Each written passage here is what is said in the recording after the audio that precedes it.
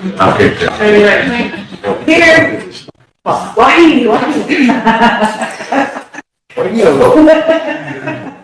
You say. Stove back. Stove.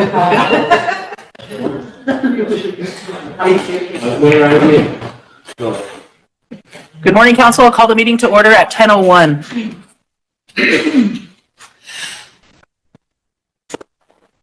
Royal, can you say invocation?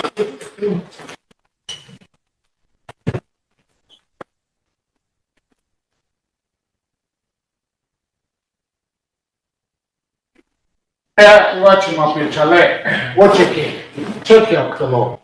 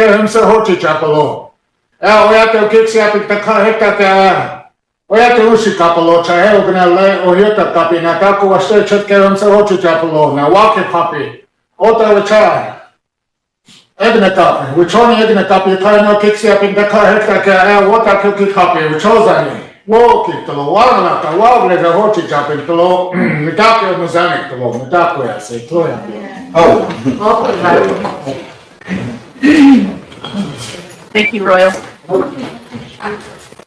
Request to be excused today. We do have Todd, Michelle, and Wayne. Are there any others?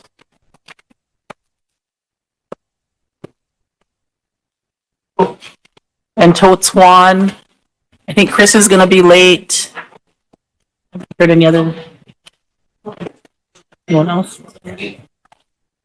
Anybody want to? Go ahead, Emily. Emily to move to approve the excuse. Seconded by Lila.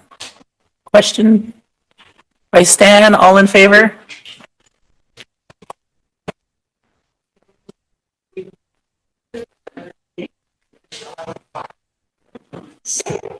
Opposed?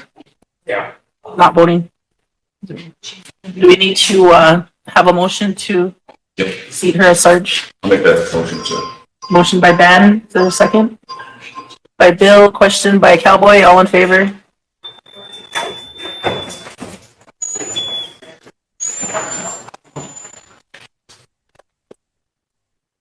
Agenda. Today we have the General Operations Director interviews and resolutions. Do we have a lot of resolutions?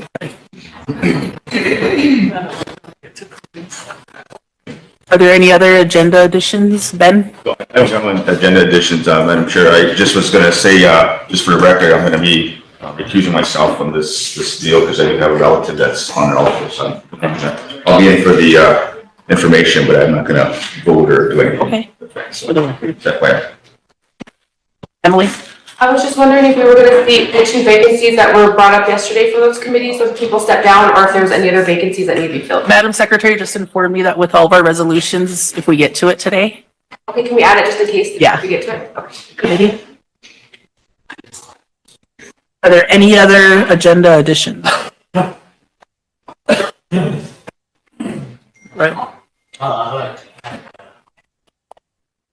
want to make a motion I don't know if, put on an agenda or just make the motion, but I would like the, treaty office to, come and do a report next month on their activities, how they represent us, and, their budget, their spending.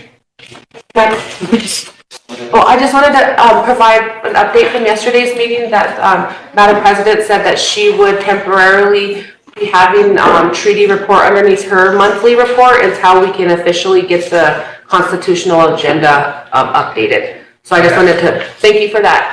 And then maybe we can just make sure that the treaty office knows that now. I think she was mentioning that, but, I believe it's in the ordinance. And then they were talking about meetings that were in the ordinance.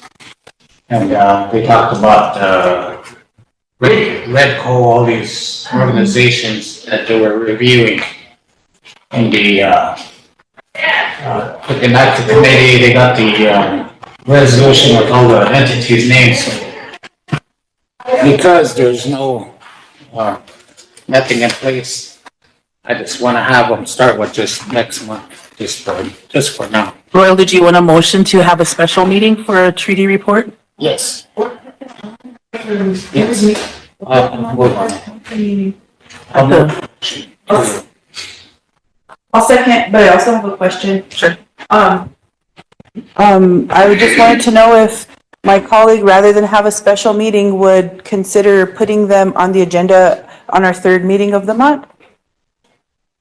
That would be at the end of the month, right? Yeah, With the with the casino casino. report?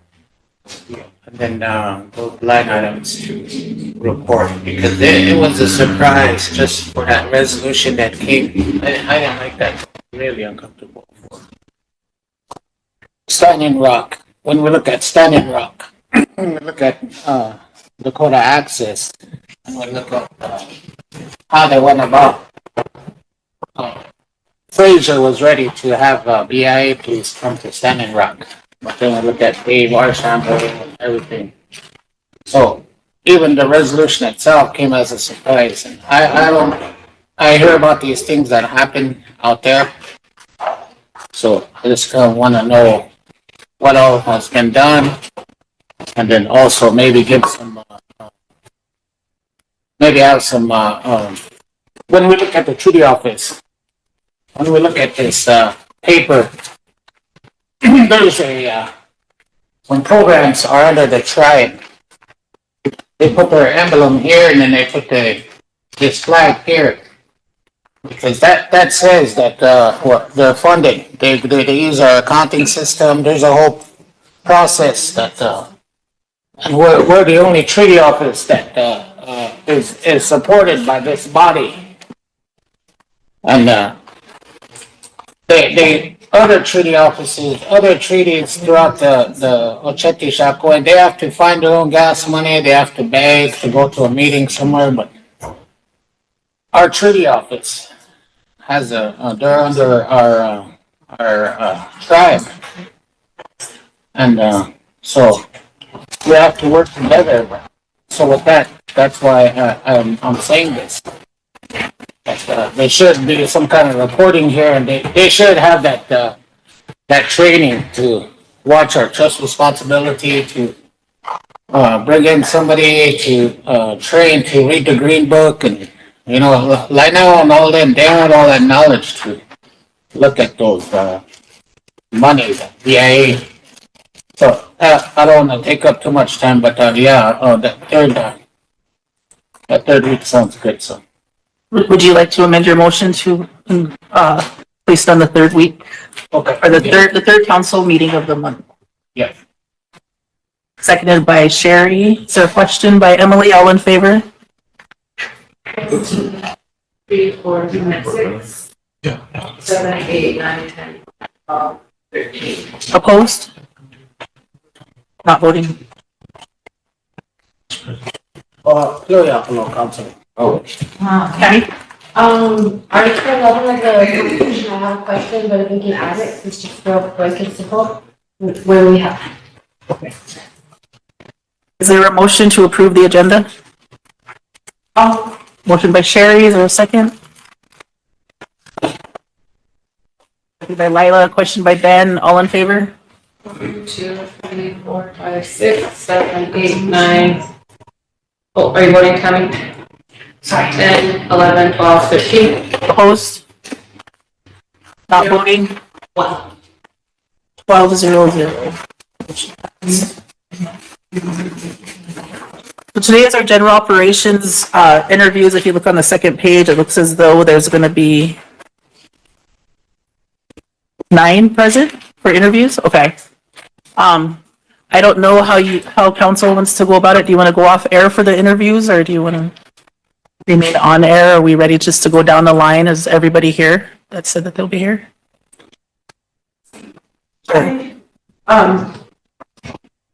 I don't want to do the interviews on air, especially if, I mean, we have to do our jobs on air, but for people interviewing for a job, I'd hate for them to be nervous, and they're probably already nervous sitting in the middle of 20 people, so. And also, Madam Chair, I am going to sit in on the interviews and participate in asking questions. However, my aunt is on here, so I'll be recusing myself from voting. Put that for the record. Do we have are we ready to go? Do we have the applications and, in that box? We'll pass out the applications and resumes for review.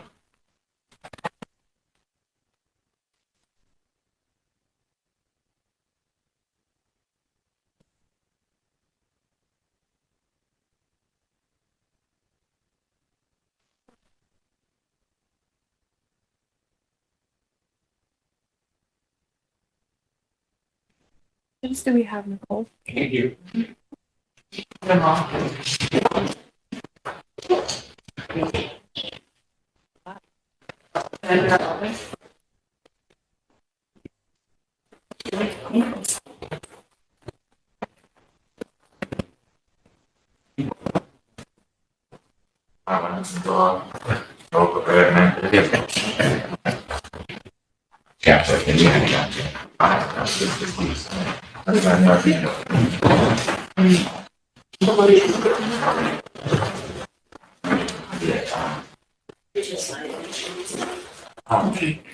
Chris. Good morning, council.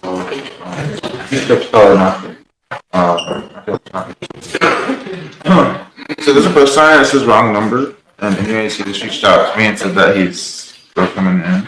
Is he gonna come in? Yeah, Okay. number 7. on the list.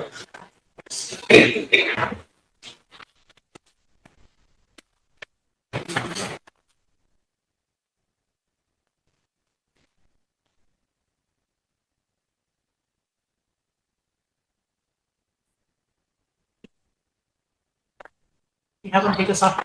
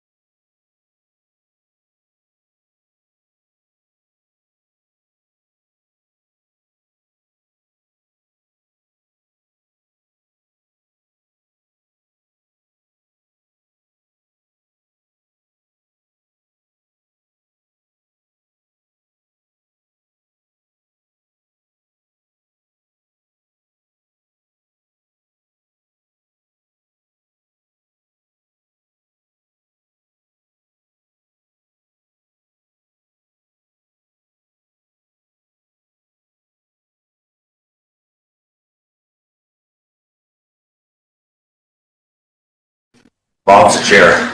Charles, were you there?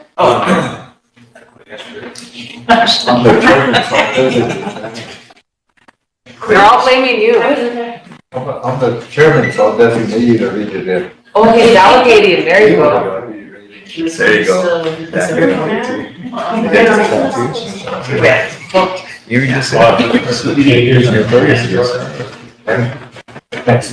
No, it's a new one.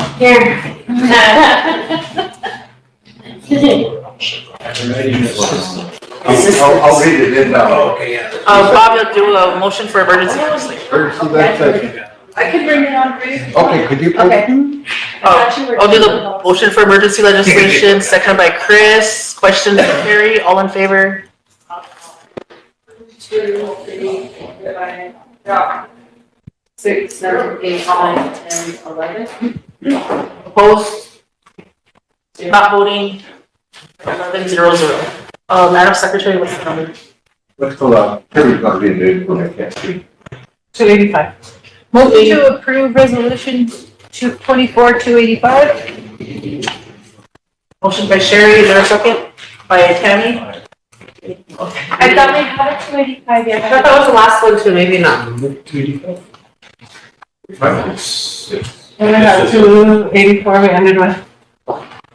So, because I was supporting the idea of creating and introducing a bill into Congress. That's 85.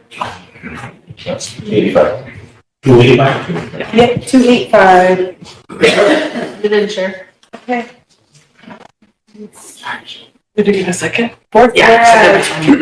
whereas the FAST Act, the legislation of Fixing American Surface Transportation Act, PL 11494, was signed into law by President Obama, in which the Tribal Transportation Program pertains to tribal governments, Section 1117, and whereas a request for proposal, RFP, for grant writing assistance with submitting transportation grants was advertised for 4 weeks, August 14th, 21st, 28th, September 4th, 2024, in the local newspaper, to which there was a sole proposal from Condress, am I saying that right?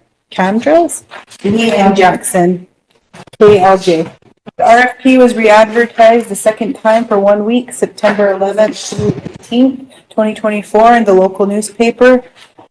The proposal was publicly opened at TechRO on September 19th, 2024, to which there was a sole proposal from KLJ in the amount of $60,000, which would provide the grant application assistance and development services on call. A further breakdown of the grant development costs is presented in tiers. Do I need to read those tiers into the record, Madam Secretary? Okay.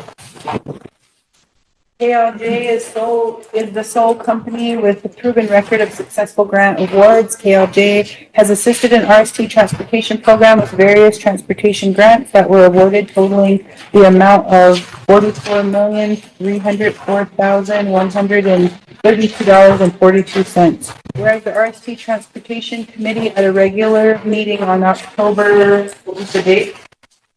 8.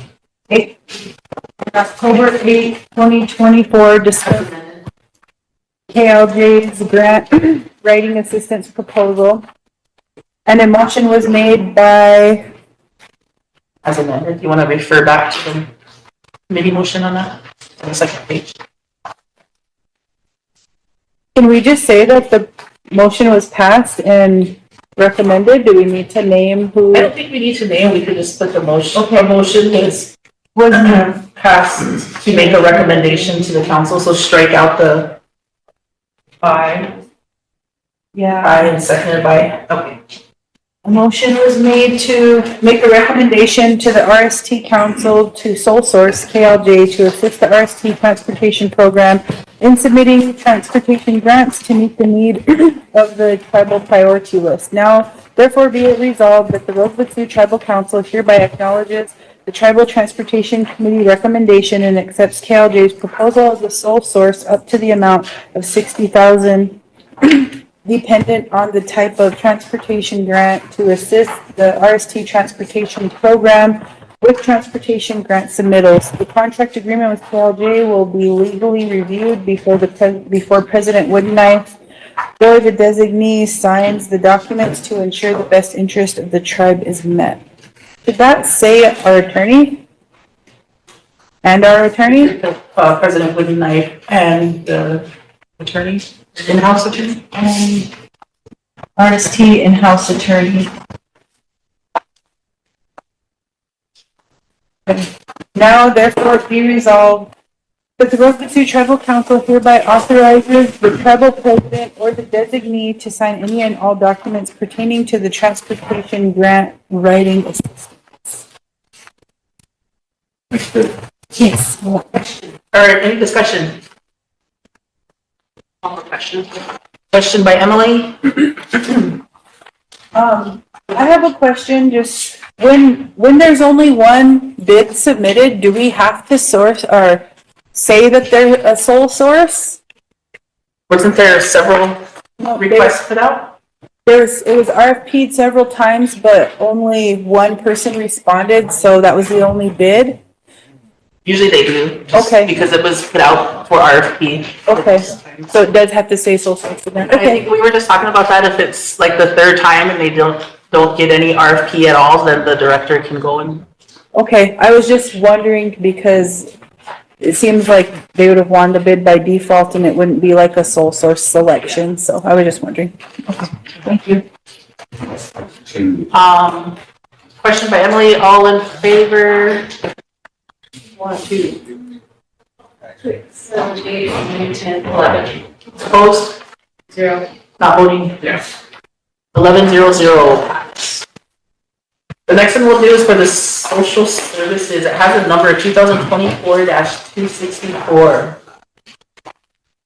Thanksgiving turkeys. Anybody want to bring this on? What was the number? Sorry. It says 264. And it's 7. 267. Yeah. Oh, okay. Let me get your glasses. Yeah, it's just you put them on. Thank you. Wipe them off. Anyone Full- from social services here? Is anyone from social services here? I think so. A motion for, Yes. are you gonna read it? I can't. Oh, yeah. You can just, it already has a number, so you can motion to approve. Okay. So just motion approved.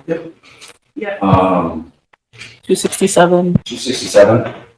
For a second? By Ben. Go ahead and read it in.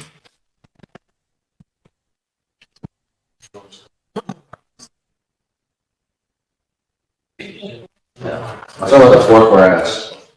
The Rosebud Sioux Tribe Community Service will provide turkeys to tribal members for the Thanksgiving holiday season from general funds budgeted by the Rosebud Sioux Tribal Council. And whereas the Rosebud Sioux Tribe Community Service will utilize Scotty's ranch land as a sole source to purchase Thanksgiving turkeys due to time constraint conducting this procurement process. And whereas the Rosebud Sioux Tribe Community Service will sole source to Scotty's ranch land to provide 3,000 14 to 15 pound Thanksgiving turkeys in the amount of $57,337.50. Now, whereas Scotty Ranchland will deliver the Thanksgiving turkeys to the RST Community Service warehouse no later than November 18th, 2024. Now, therefore, be it resolved that the Rosebud Sioux Tribe Council appropriate $57,337.50 budgeted from the general account for the purchase of Thanksgiving turkeys from Scotty's Ranchland to be distributed equally to all tribal households. Any discussion? Ben? I was kind of curious, I think this was brought up like last year too, I think, when we were purchasing these. Thought we were gonna go with, it was somebody closer like West or something. And I know last year they did the same thing too, which was, because of the time constraints, I understand that too, but, you know, that was kind of our thing, was to try to get it ahead of time, so that way we can kind of, you know, figure out what to do. But I know last time they did, I think they went through the same thing last year, which is with Scotty Ranchland. So we were just kind of wanting to make it a local type deal. But anyway, that was just my concern. You know, whoever sits on the social services committee can put out an RFP for those, so. Emily. I just had a similar kind of situation because this did come up last year and there was lots of concerns about the cost that was being put forward. At the time, they said, well, it's the end of the year, it's rushed, and so we asked, well, can you plan better for next year? So it is good to see it in a timely manner, but I'm still concerned as far as the cost. Like, you would think that if we're gonna order 3,000 of something, that we would get a price reduction, and I can go to Walmart and get the same bird for $15, and these are $19, is what the cost is. So I'm just wondering, are we even advocating for a cost reduction or bulk price, or has any of that been looked into? Thank you. Thank you for bringing that up. Last year, whenever we talked about this, I remember making the suggestion that we utilize one of our programs like ACF, JDC, Elderly Nutrition, who has a direct wholesale agreement with like Reinhardt or Cashway, because we can buy them at wholesale because we're not reselling them. So I just want to, after we're done with that, I want to make a motion for us to do that next year. For a question?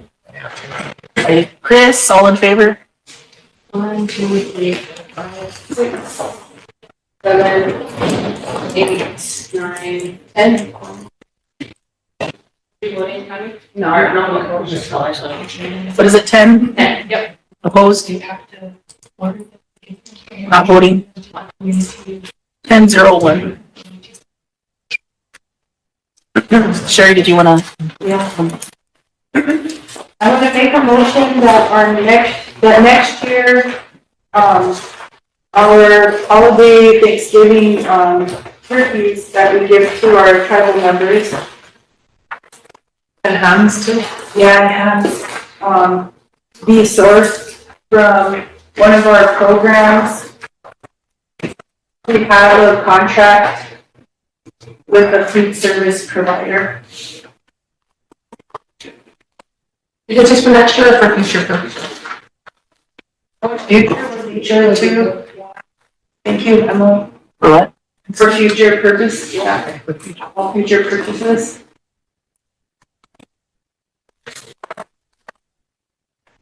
If for some reason that's not, doable, that they can't work with them, then, I would let them source locally. It's taken locally. I'll second that. Sure, what did you think about that cost, or what was that turkey full cost? Thank you. Seconded by Chris. Is there any discussion? No. Question by Tammy. All in favor?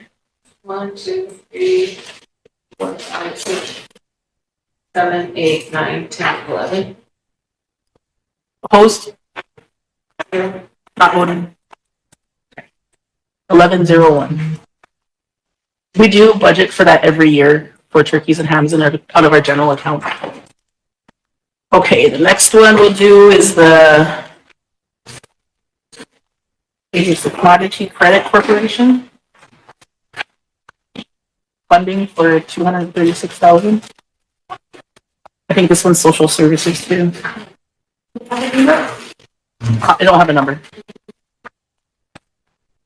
It's the Commodity Credit Corporation funding to alleviate emergency supply chain disruption. In the food. 234,000? Yeah. Oh, thank you. Before someone moves it on, I'm curious, on the top, it's crossed out for that $234,200. Down the bottom, there's another number that's crossed out, and it's the same number, 234,200. This one. On the commodity one? Yeah, Yeah. We have to put this one. yeah. They crossed off the other one and put 234 back. What's, is it 234? 200? I'm not sure. Mine says 236. Yeah. Mine has 236 on the fourth. In that fourth whereas, mine has 234, 200 crossed out. I think we're looking at two different ones. And then on the, On the fourth whereas, there's a number, 234,200, but that's crossed out. Then if you look down at this last, therefore being resolved, there's another number.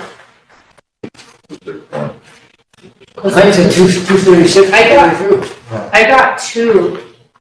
One has the one that you're talking about, Chris, the other one has the one shares. Okay, so which one are we on? Well, it is two different ones, so which one are we looking at? All I have is a 236. That's all the one I have too. So I just can show you what we're talking about real fast, so Yeah. we're not confused. You're confusing the middle, the Downfield Sioux community thing with the RST commodity program. Yes, that's what it is. Yeah. So it's two separate ones. Oh. Credit corporation.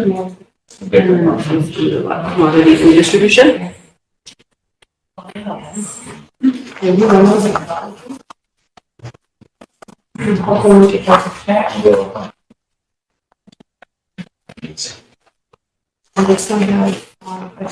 It's just that same amount that's crossed off, so that's why it's a little bit confusing. But if you look at the, okay, so if you look at the attachment, Yeah, one check has it a back. check from Dr. P, and the other one has a different amount of funds. So what are we dealing with here? Here's the one that we're.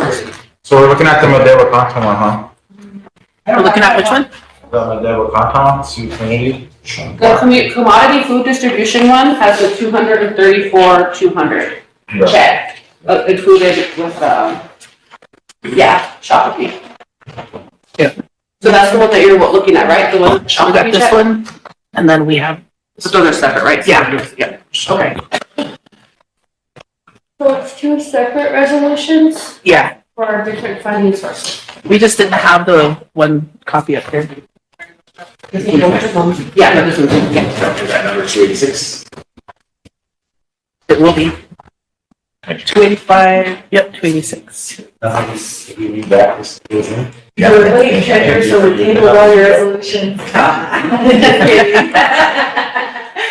Anybody want to bring this on emergency? A second.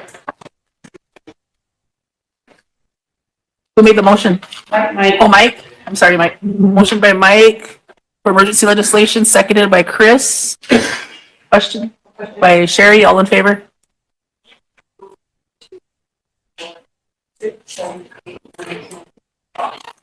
Opposed?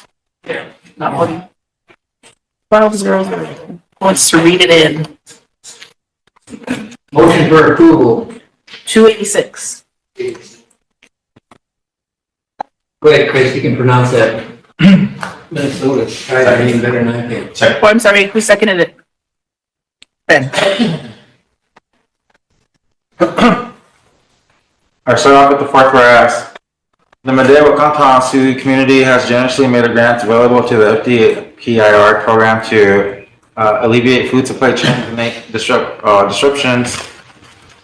The Rosebud Sioux Tribe Community Commodity Food Distribution Program has been awarded That's correct. $234,200 under the funding source to purchase food and associated shipping costs from local vendors and regional food supply companies in emergencies. And whereas the fund received through the Madera Canton Sioux Community Charitable Giving Grant are separate and apart from the regular fiscal year administrative funding and require individual accounts and budget line items designations. And whereas the RST Commodity Food Distribution Program does request Rosebud Sioux Tribal Council approval to accept the Madera Canton Sioux Community Grant for $234,200, and therefore be it resolved that the Rosebud Sioux Tribal Council approves the Rosebud Sioux Tribal Commodity Food Distribution Program resolution to accept the additional $234,200 in administrative funding and increase the corresponding budget line items.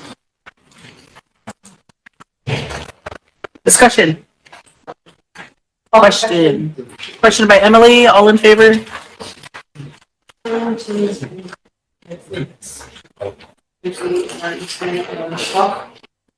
Opposed? Not voting. And we have the other one. We have a motion for emergency legislation by Mike, seconded by Ben. Question. Emergency legislation? Yeah. Oh, any questions? Okay. Question by Chris, all in favor? 1, 2, 3, 4, 5, 6, 7, 8, 9. This is the one with the 236,000. Social Services Committee. Mike. Motion to approve 287. For a second? By Tammy. Go ahead, read it. Yeah, the USDA Agricultural Marketing Service has made funds available, through 10193 Commodity Credit Corporation funding to alleviate emergency supply chain disruption in the food distribution program on Indian reservations. The Rosebud Sioux Tribe Commodity Food Distribution Program has been awarded $236,000 under this funding source to purchase foods and associated shipping costs from various vendors and regional food supply companies in emergency. And whereas the funds received through the Commodity Credit Corporation are separate and apart from the regular fiscal year administrative funding and require individual account and budget line item designations. Whereas the RST Commodity Food Distribution Program requests the Rosebud Sioux Tribal Council will approve to accept the Commodity Credit Corporation fund in the amount of $236,000 and therefore be resolved. Discussion. Question? Right. That's the deadline for this, we already got the funding? Emily. That's what it looks like? Yeah. Okay. Yeah. All in favor? 1, 2, 3, 4, 10, 11, 12. Opposed? 0. Not voting? 0. Let's knock out this packet with 5 resolutions on it from Budget and Finance.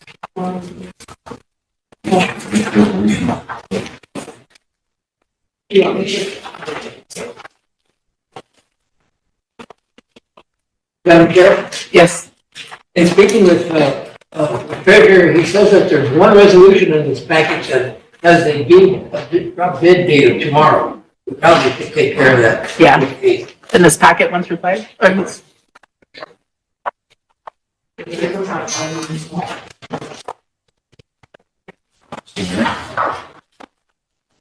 What's 262? Not sure. Wait. Yeah.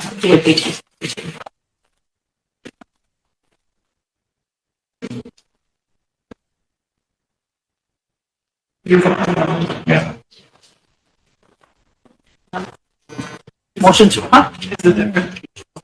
Motion to approve Resolution 262 by Mike? Yeah, is it the one that's got a number 262? Yeah. Is there a second? By Tammy? Go ahead, Mike.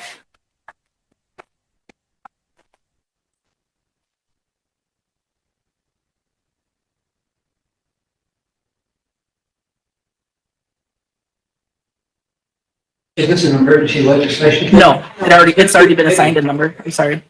Wait, Chris. The local border shop. Okay. I'll start off with the 1, 2, 3.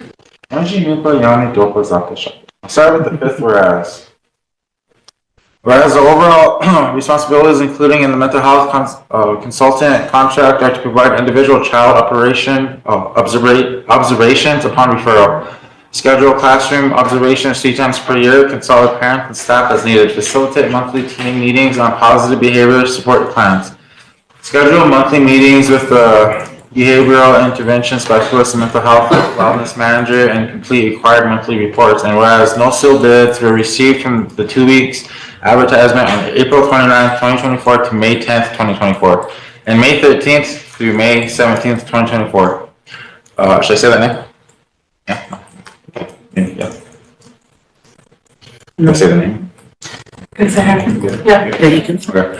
Julia Cahill, LPC, agreed to provide mental health consultant services for the 24-25 school year at $150 per service when needed. And whereas the Budget and Finance Committee approved the Julia Cahill, LPC on Friday, September 13th, 2024 for the 24-25 mental health consultant at a duly called meeting with a quorum present and has been recommended for approval to the RST Tribal Council. And therefore be it resolved, the Rosebud Sioux Tribal Council does hereby approve of Julia Cahill, LPC, as a mental health consultant for the Sichanga Lakota Oyate Head Start Early Head Start program for the 24-25 school year.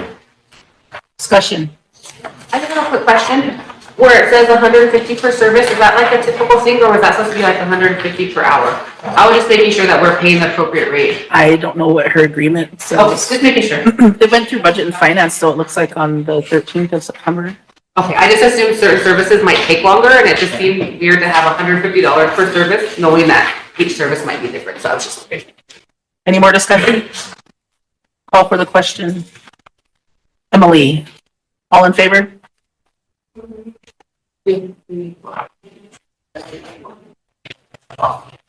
Opposed?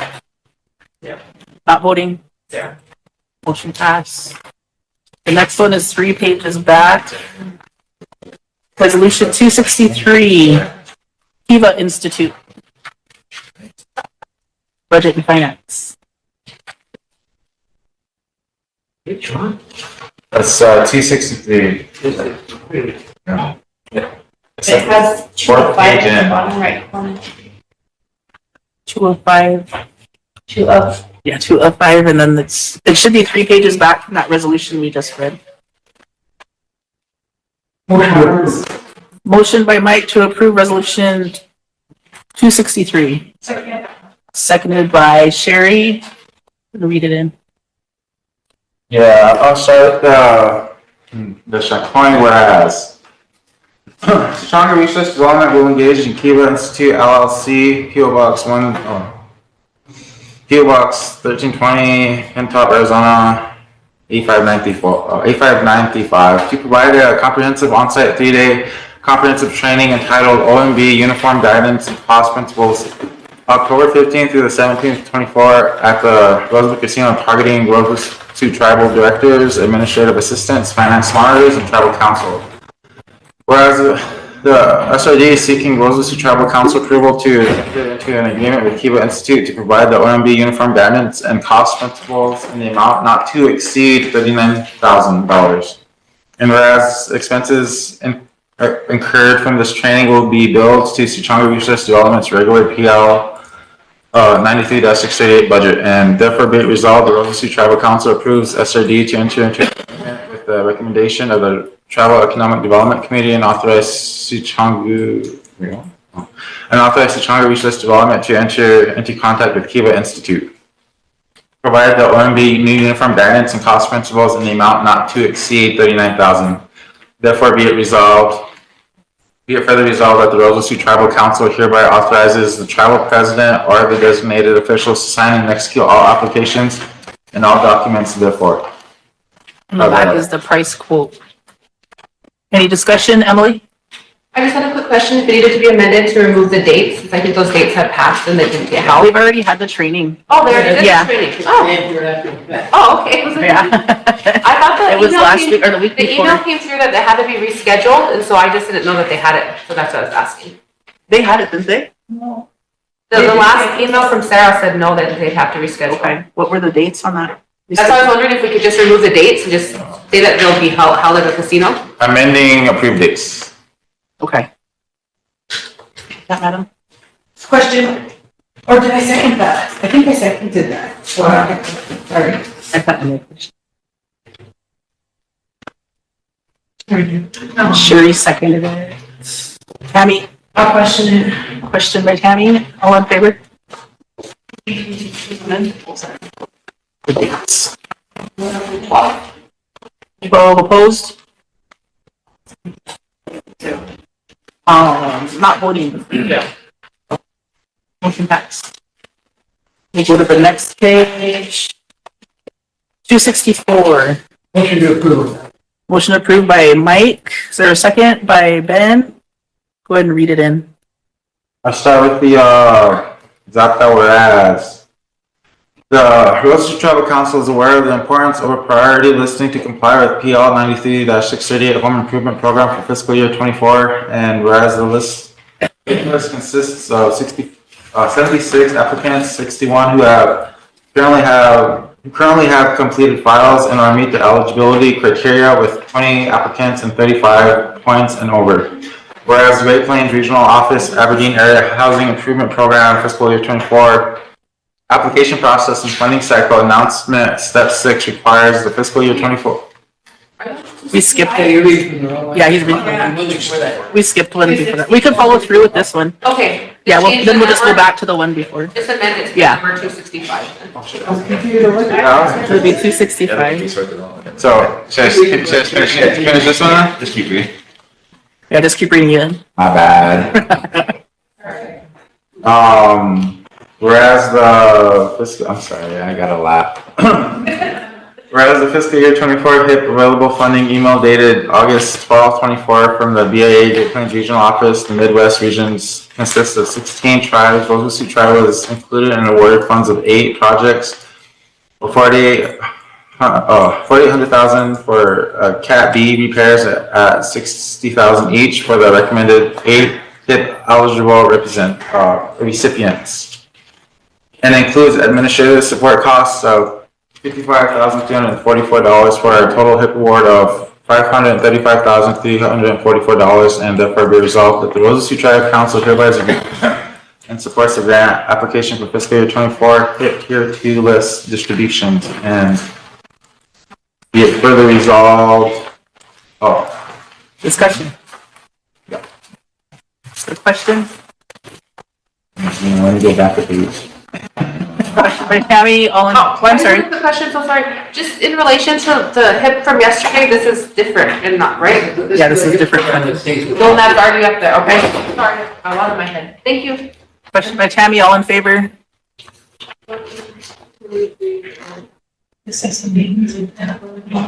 Opposed? Not voting? Okay, And then motion to approve resolution 24-264. let's take a step back. Seconded by Sherry. Go ahead, read it in. I'll start off with the, Shakre, whereas Sourdough Children's Home has developed a financial difficulty in their funding, which has jeopardized the program operations of this essential tribal service. The program has a financial deficit of approximately $52,000. Without additional financial aid, the program will not be able to provide emergency child care services. Whereas the Sioux Resource Development has been requested to assist in locating financial resources to assist with the program operations, whereas the Sioux Resource is able to assist with providing ARPA-OMD 300.005, $15,478.39, and the ARPA ATG with $21,837.01. Therefore, be resolved that the Rosebud Sioux Tribal Council approves and adopts the recommendation of the Tribal Budget and Finance Committee and authorizes transfers of funding of $37,315.40 to assist Sparkle Child's Home. Be it further resolved. Discussion. Just a quick question. Since it's still not meeting that total deficit need, are they gonna have to like lay people off or delay services or anything like that because of that? No, they usually, they gotta increase. This right here is additional unallocated funds that we're giving. Oh, I know, but in the resolution, it says that there's a $52,000 deficit and we're only transferring $37,000. So I was just asking, like, because there's still multiple thousands, are they gonna have to lay anybody off or delay No. services or anything? No. Okay, thank you. They still have several other funding sources. Okay, thank you. Yeah. Any more discussion? Call for the question. Mike, all in favor?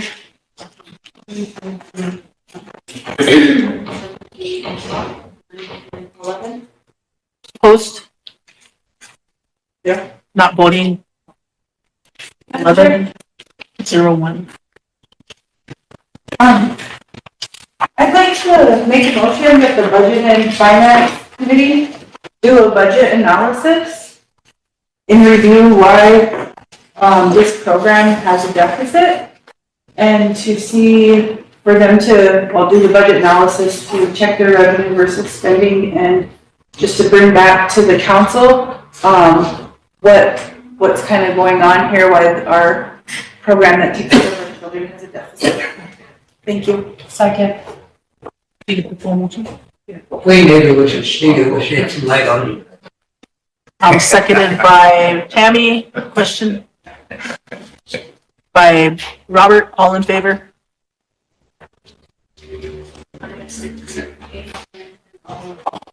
12 opposed?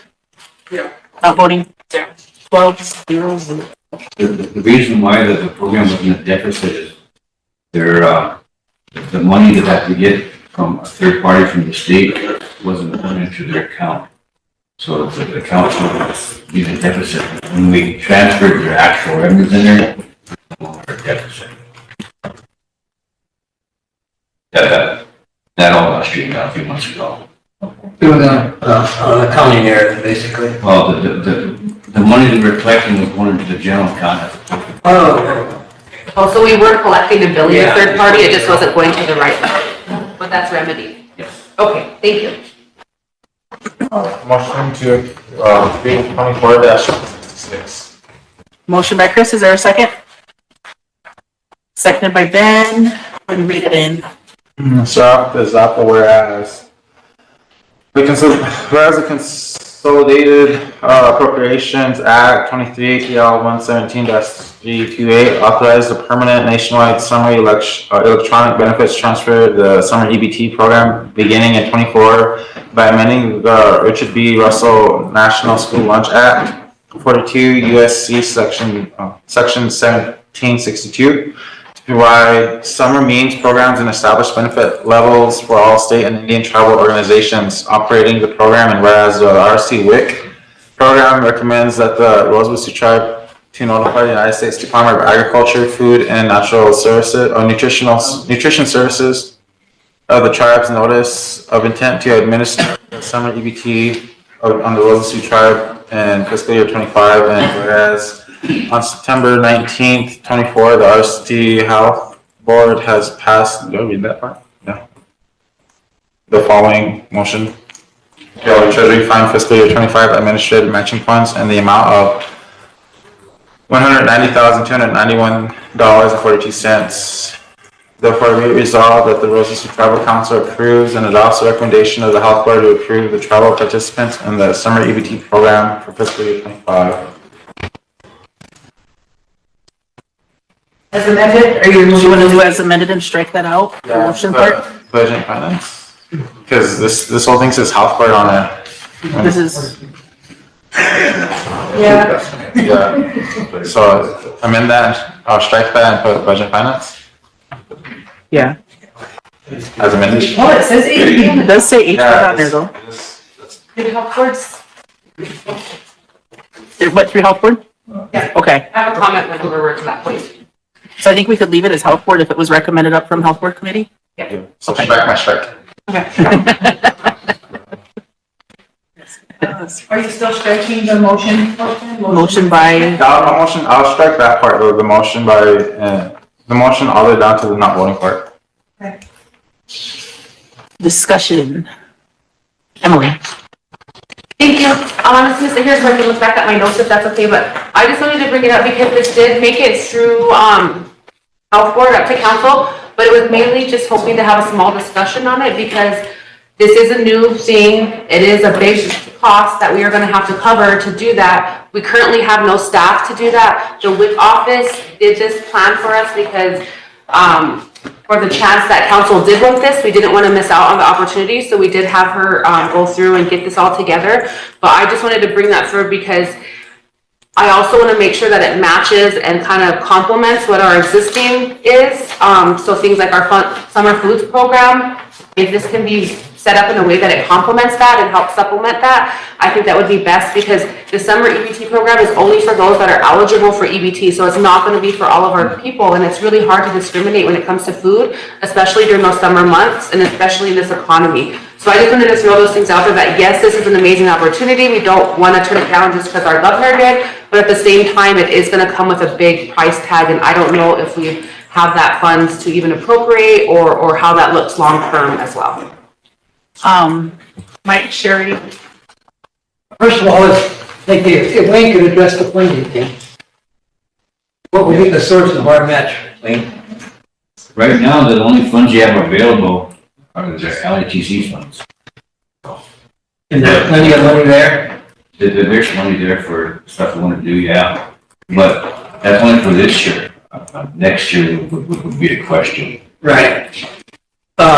But we're not signing on to a long-term arrangement here, it's just for the first year, right? I'm not. It's gonna go a year at a time.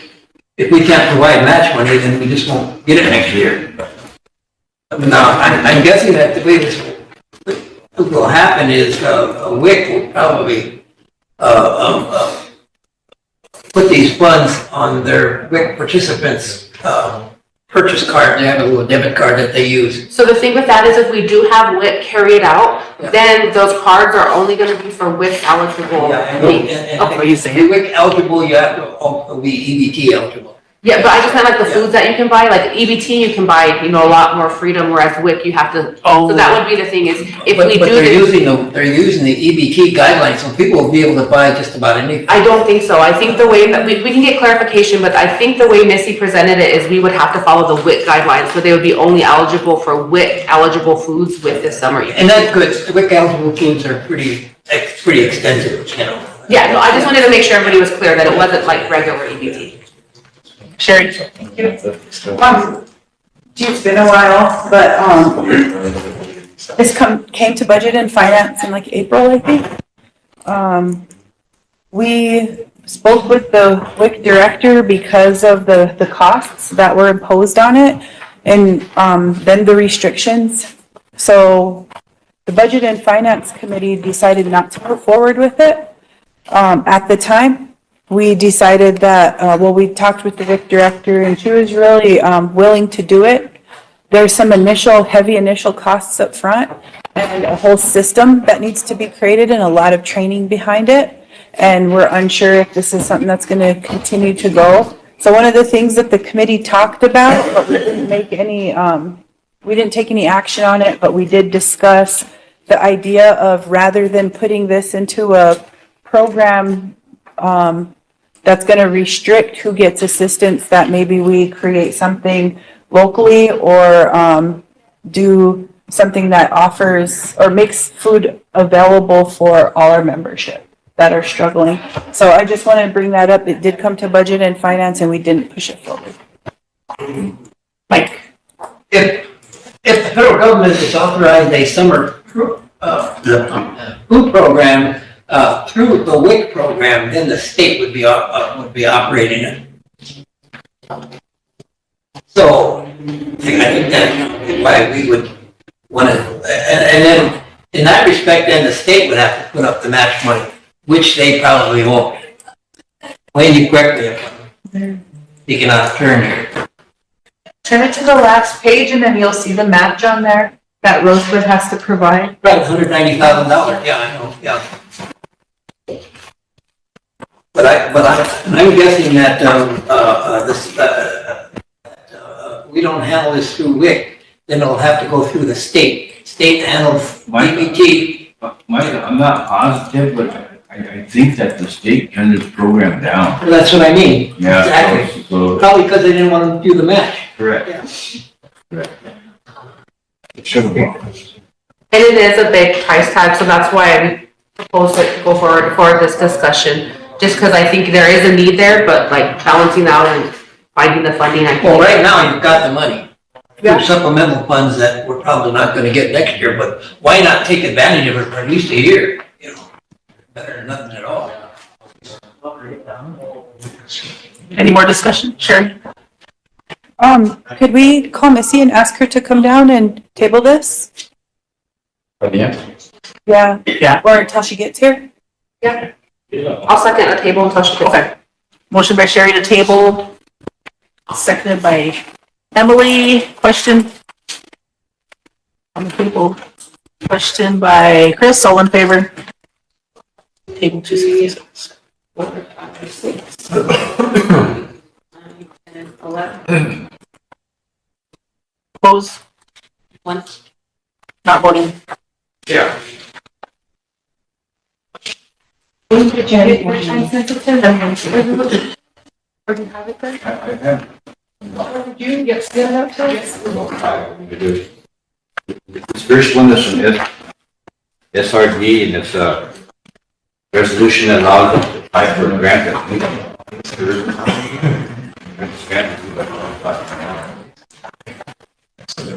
I'll bring it on as economic development. Which one is it? She's just handing it out. Okay. Motion for emergency legislation. Motion by Sherry. Is there a second? Second by Emily, question by Charlie, all in favor?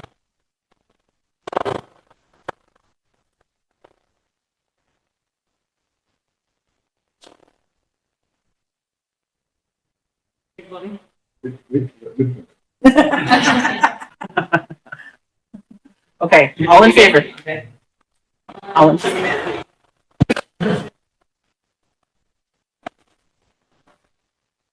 Not voting. 12-0-0. Motion to approve resolution 24. It would be 288.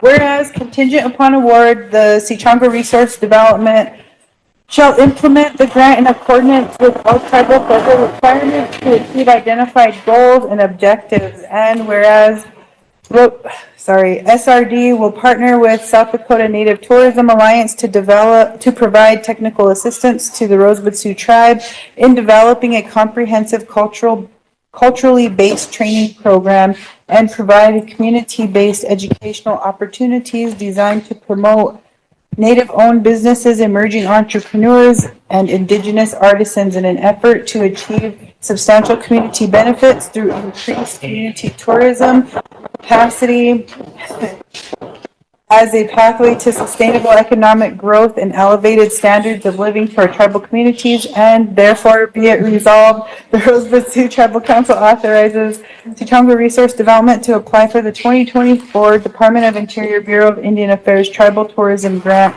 CFDA number 15.032 for up to $150,000 24-month project with a due date of October 25th, 2024 to increase tribal capacity to plan, develop, and manage tourism and related infrastructure in support of economic development and the Native Act.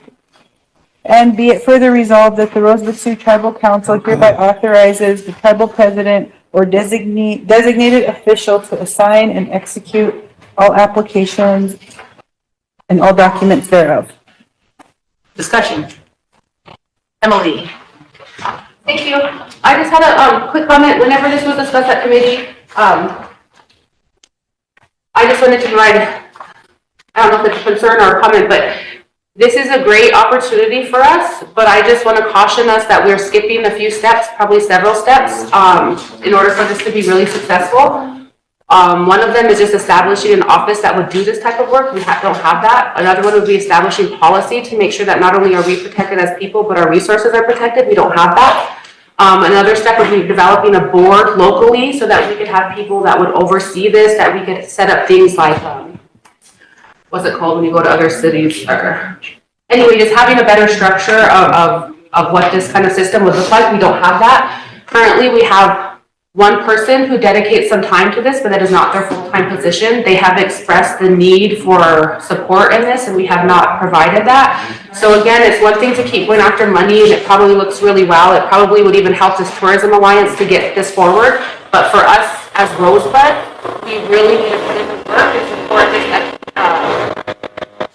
support this if this is what we want to do. Because putting money at something without that structure that I talked about is just going to get us back to the 70s and 80s, selling people tickets to our Sundances. And so I just think that this is such an important opportunity for us to be able to have a economic boost where we're not selling our culture. We're not. And there's also another really big push right now for making sure that artwork and other thing like that is made by actual people from Rosebud or actual people.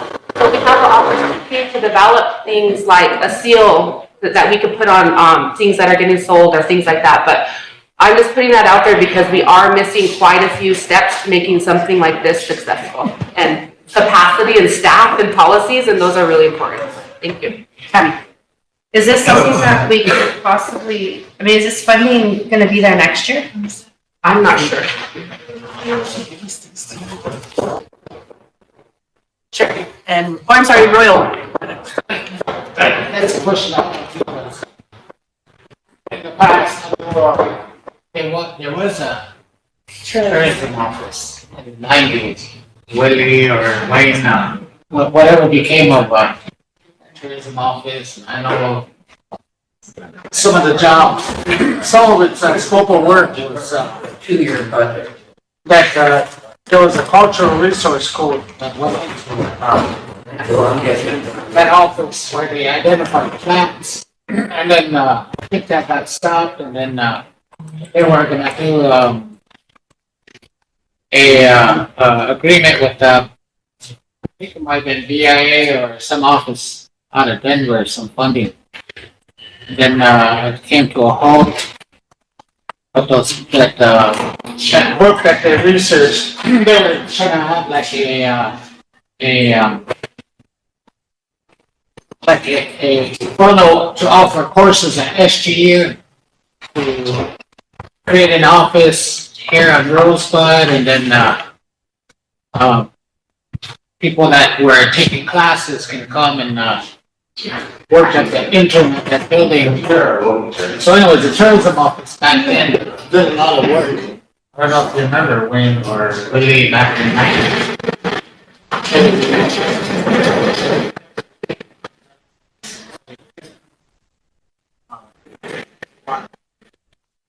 I'm not sure. They ran out of funding. They ran out of funding. They were funded by a grant. Could I? Okay. Whenever I was talking to Ron Neese, who used to work for that program, he informed me that they had a grant for a specific amount of years and they ran out of funding. That's why we no longer have the tourism office. Can I add a little? Sherry, was that, you were next, then Emily. I wanted to just make a suggestion. I don't want to, deny somebody who's probably already has this application loaded and ready to, hit submit. Can we discuss if this gets approved, maybe we could, discuss actually using some of the funding, if awarded, to establish that office. And that office can be charged with starting the, and all the suggestions that Councilwoman Boyd said. That's something you guys want to go into? Wait, who seconded that motion? Do we have a second? For the resolution? That was Emily. Yeah, Sherry read it. Sherry read it in. You just second? Any more discussion? Emily? I just wanted to provide just a little bit. So where the tourism stopped, it rested at the Department of Natural Resources and Game Fish and Parks for a long time, which is why I have a little bit of history with it. So for a long time, that was our only form of tourism for the tribe, was our hunting department.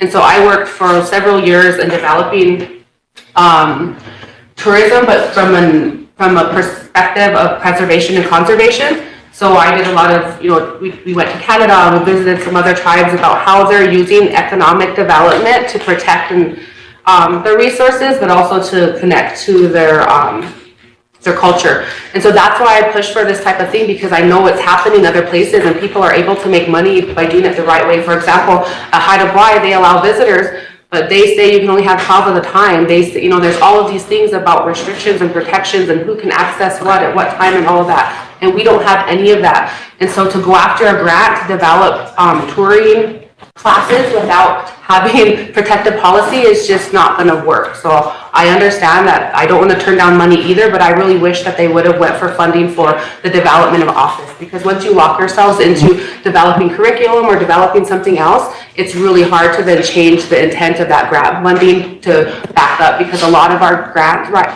want to see this product like they're writing for. They don't often want to fund the cost to kind of start up and that kind of stuff. And so I would just want to caution that that's not usually a funded thing.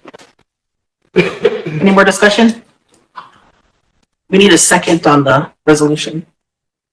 But we had one. Oh, Mike. We got a question? By Tammy, all in favor? 6, 7, 8, 9, 10, 11. Opposed? Not voting? 11-1-0. Thank you, council. Passed out to you, or?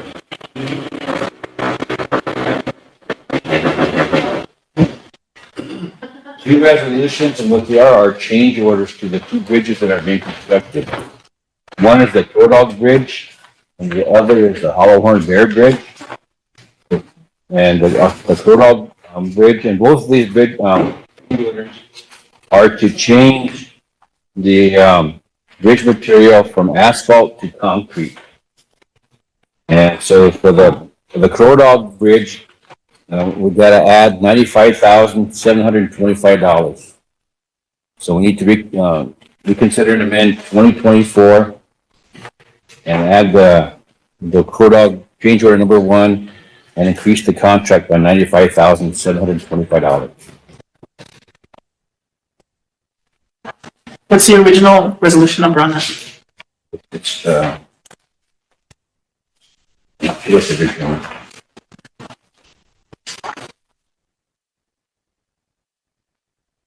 So, Anybody want to make that motion to reconsider and amend? Or reconsidering and amending, or the new resolution? yeah, well, I guess it's just a new resolution adding a change order, I guess. Okay. The motion to, for emergency legislation. Yep. Which one are we looking at first? Hold up. Motion for emergency by Mike, seconded by Chris. All in favor? I'm sorry, we needed a question. A question by Charlie. Was it 12 opposed? 0. Not voting? 0. Motion to approve, that would be, what was our last number, 288? Yeah. Be 289. Motion by Mike to approve 289, is there a second? By Chris? Okay, I'll read in the change order. It starts with the Crow Dog Bridge change order number 1. Whereas due to time sensitivity, the RST Transportation Program brought before the Budget and Finance Committee a change order to the Crow Dog Bridge and Rosebud Concrete Inc. contract. Due to the longevity of the use of concrete, it is in the best interest of the tribe to change the bridge material from asphalt to concrete, so the entire bridge will be concrete. And whereas at a regular scheduled meeting, the Budget and Finance Committee discussed the change order number 1 and accepted Rosebud Concrete Inc.'s contract change order number 1 in amount of $95,725.50 for the Crow Dog Bridge. Motion was made and seconded to accept the Rosebud Concrete Inc.'s contract change order number 1.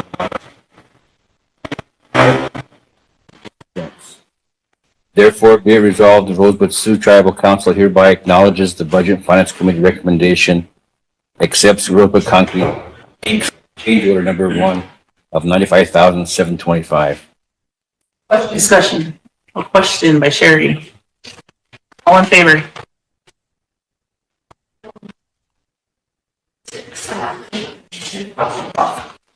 Opposed? Not voting? The next one would be the Hollow Horn Bear Bridge, same process. Motion for emergency legislation. By Tammy, is there a second? By Chris. Question by Mike. All in favor?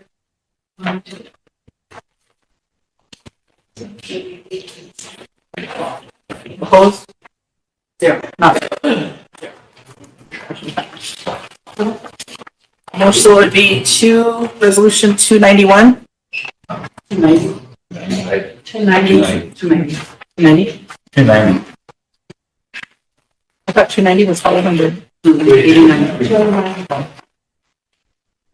290. Motion by Mike. There's a second by Chris. I'm gonna read it in. I'll read in the change order. Hollow Horn Bear Bridge change order number 1 Whereas due to time sensitivity, the RST Transportation Program brought before the Budget and Finance Committee meeting a change order to the Hollowhorn Bear Bridge and Rosebud Concrete Inc. contract. Due to the longevity of the use of concrete, it is in the best interest of the tribe to change the bridge material from asphalt to concrete, so the entire bridge will be concrete. And whereas at a regular meeting, the Budget and Finance Committee discussed the change order and accepted Rosebud Concrete Inc.'s contract change order number 1 in the amount of $95,464 for Hollowhorn Bear Bridge. A motion was made and seconded to accept the Rosebud Concrete Inc.'s contract change order number 1 in the amount of $95,464. Now therefore be it resolved that the Rosebud Sioux Tribal Council hereby acknowledges the Budget and Finance Committee recommendation and accepts Rosebud Concrete Inc.'s contract change order number 1 of $95,464. Be it further resolved, the Rosebud Sioux Tribal Council hereby authorizes the tribal president or his designee to sign any and all documents pertaining to the Hollowhorn Bear Bridge change order. Discussion. Question by Sherry. All in favor?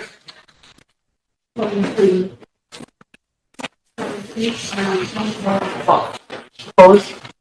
0. Not voting. 12-0-0. Thank you, Council. I just have 2 more items. We did this. Next one passed out to you is a resolution that authorizes the contract with Jamie Pointy as the director of the RESCO program. We advertised and we selected her, we hired her. But because we can't have contract employees anymore, then we have to do a straight contract. So this resolution authorizes us to have a contract with Jamie Pointy for 1 year. And the reason why we have a contract with her is because she has to move her family from where she lives now to here. So we're giving her 1 year to find a home and move her family, at which time then she would sign a regular personnel action and be a regular employee. Yeah. I'll move for motion for emergency legislation. Is there a second? By Mike, question by Emily. All in favor? Well, opposed? Yeah. Not voting? Yeah. 12-0-0. Motion approved. Now this is 291. Yes. Yeah, motion by Chris to approve. Is there a second by Mike? I'll read it in. I'll start with the 6th whereas. The procurement policy and procedures requires purchases of goods and services over $25,000 and over to be approved by the Rosebud Sioux Tribal Council. And whereas the Rosebud Energy Services Company, RESCO, has proposed employment contract with Jamie Pointy as the Executive Director of RESCO to provide management, leadership, and direction for all energy development initiatives for RESCO, commencing on May 1st, 2024 and ending on May 1st, 2025.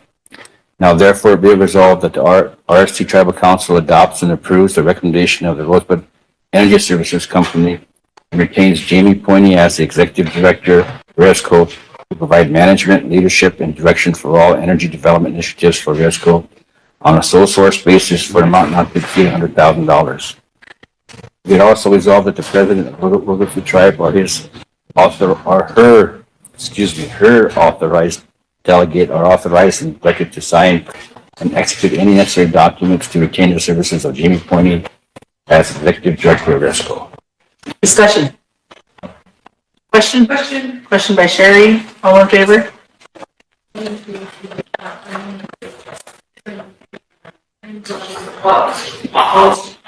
Zero. Not voting. 0.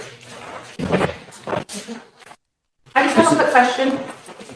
Do we have any people in that office yet? I know it's a new department. Is it just her still in there? She just selected her administrative assistant today, and I think she's advertised for an accountant and a community engagement officer. I think those just ended the other day, so she'll select those hopefully next week. Thank you. But, well, she's in that small office over here now, but we're going to move her into that big office at the end in the basement. So she's already equipment and furniture stuff, and she's gonna have a big office there. Awesome, thank you.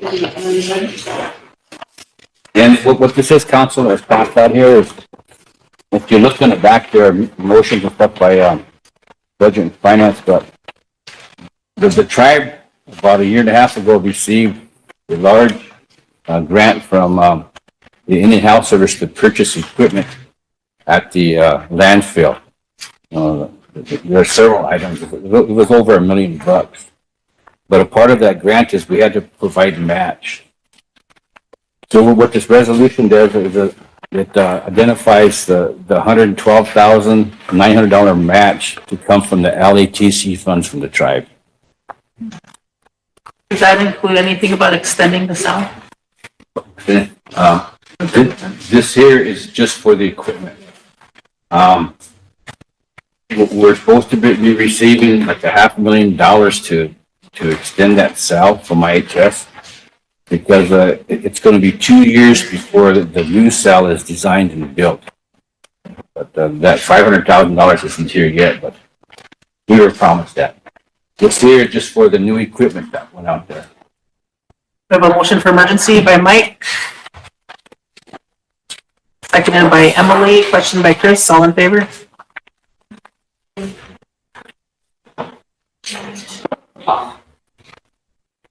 Opposed? Not voting? 12-0-0. Motion to approve 2024-292. Is there a second? All right, Emily, go ahead and read it in. Comment? I'm sorry. Who's first? Mike. Oh. After a short discussion with the director of solid waste, I think it would be wise for us at this moment to, while there are funds that may be available that aren't really coming out of our pocket, if you know what I mean. Their equipment out there and whatnot is really outdated and in really bad shape. And this money basically is going to get them back to a point where they can function. They're going to open up a new cell and stuff and whatnot. But down the road, they're going to be coming back here for funding for equipment repair, if not for equipment replacement. There's a request that came in for $300,000 to do some initial work out to them, but I plan on presenting that on the 13th and 14th. Okay, I wanted to bring that up because, while we do have money that's, that money that, this would be a good investment over the long term. Right. Yeah. Good money needed. Yeah, I plan on bringing that to the council on the 13th and 14th. You read it in? I'll start the fifth whereas on January 23rd, 2024, the Rosebud Wait, did we do a motion? Yeah. On January 23rd, 2024, the Rosebud Sioux Tribe Budget and Finance Committee has made the following. Motion by Michael Lundgren to request the treasurer to find funds for solid waste equipment match in the amount of $112,900, seconded by Jordan Ron. The vote was 3 in favor, 0 opposed, 1 not voting. Motion was carried. And whereas the RST treasurer recommends the Rosebud Sioux Tribal Council designate the LATC account, local assistance and tribal consistency funds, for the source of funds for the solid waste equipment match in the amount of $112,900. Now therefore be resolved, the Rosebud Sioux Tribal Council approves and accepts the recommendations of the Rosebud Sioux Tribal Council designate the LATC account, local assistance and tribal consistency funds for the source of funds for the solid waste equipment match in the amount of $112,900. And be it also resolved that the president and treasurer of the Rosebud Sioux Tribe are their authorized delegates, respectively authorized and directed to sign and execute any necessary documents to transfer LATC funds for the solid waste equipment match. Discussion. Question. Question by Tammy, all in favor?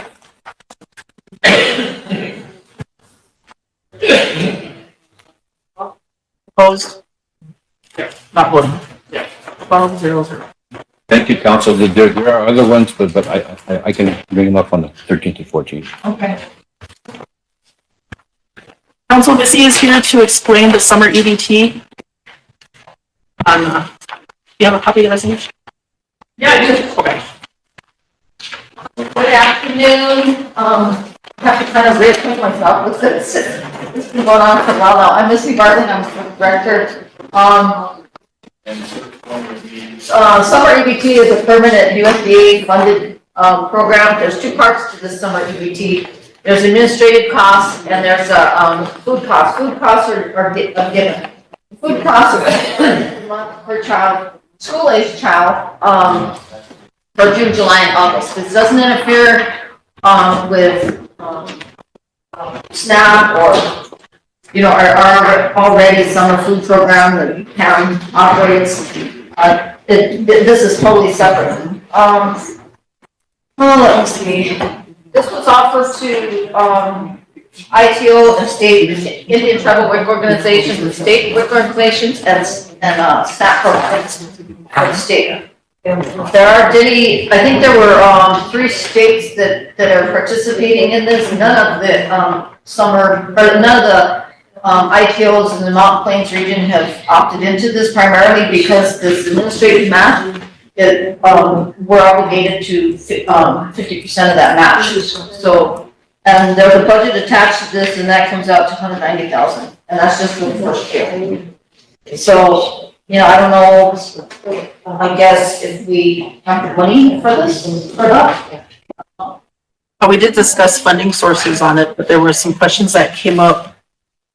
Is it going to be under the WIC program and only be given to those that are WIC eligible? No, it's for Be restricted? all school age kids that are already on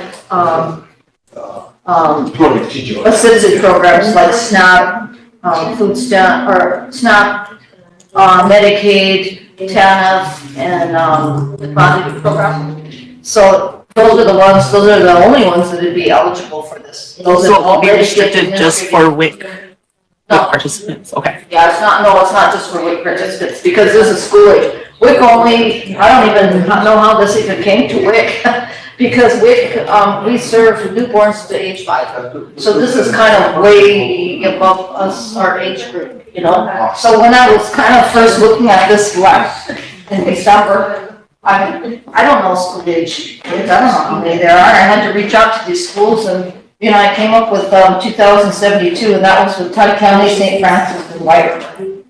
So, I don't know if if the tribe will be able to come with this money, but to keep in mind, we're not, we already did a letter of intent, but we're not obligated to anything.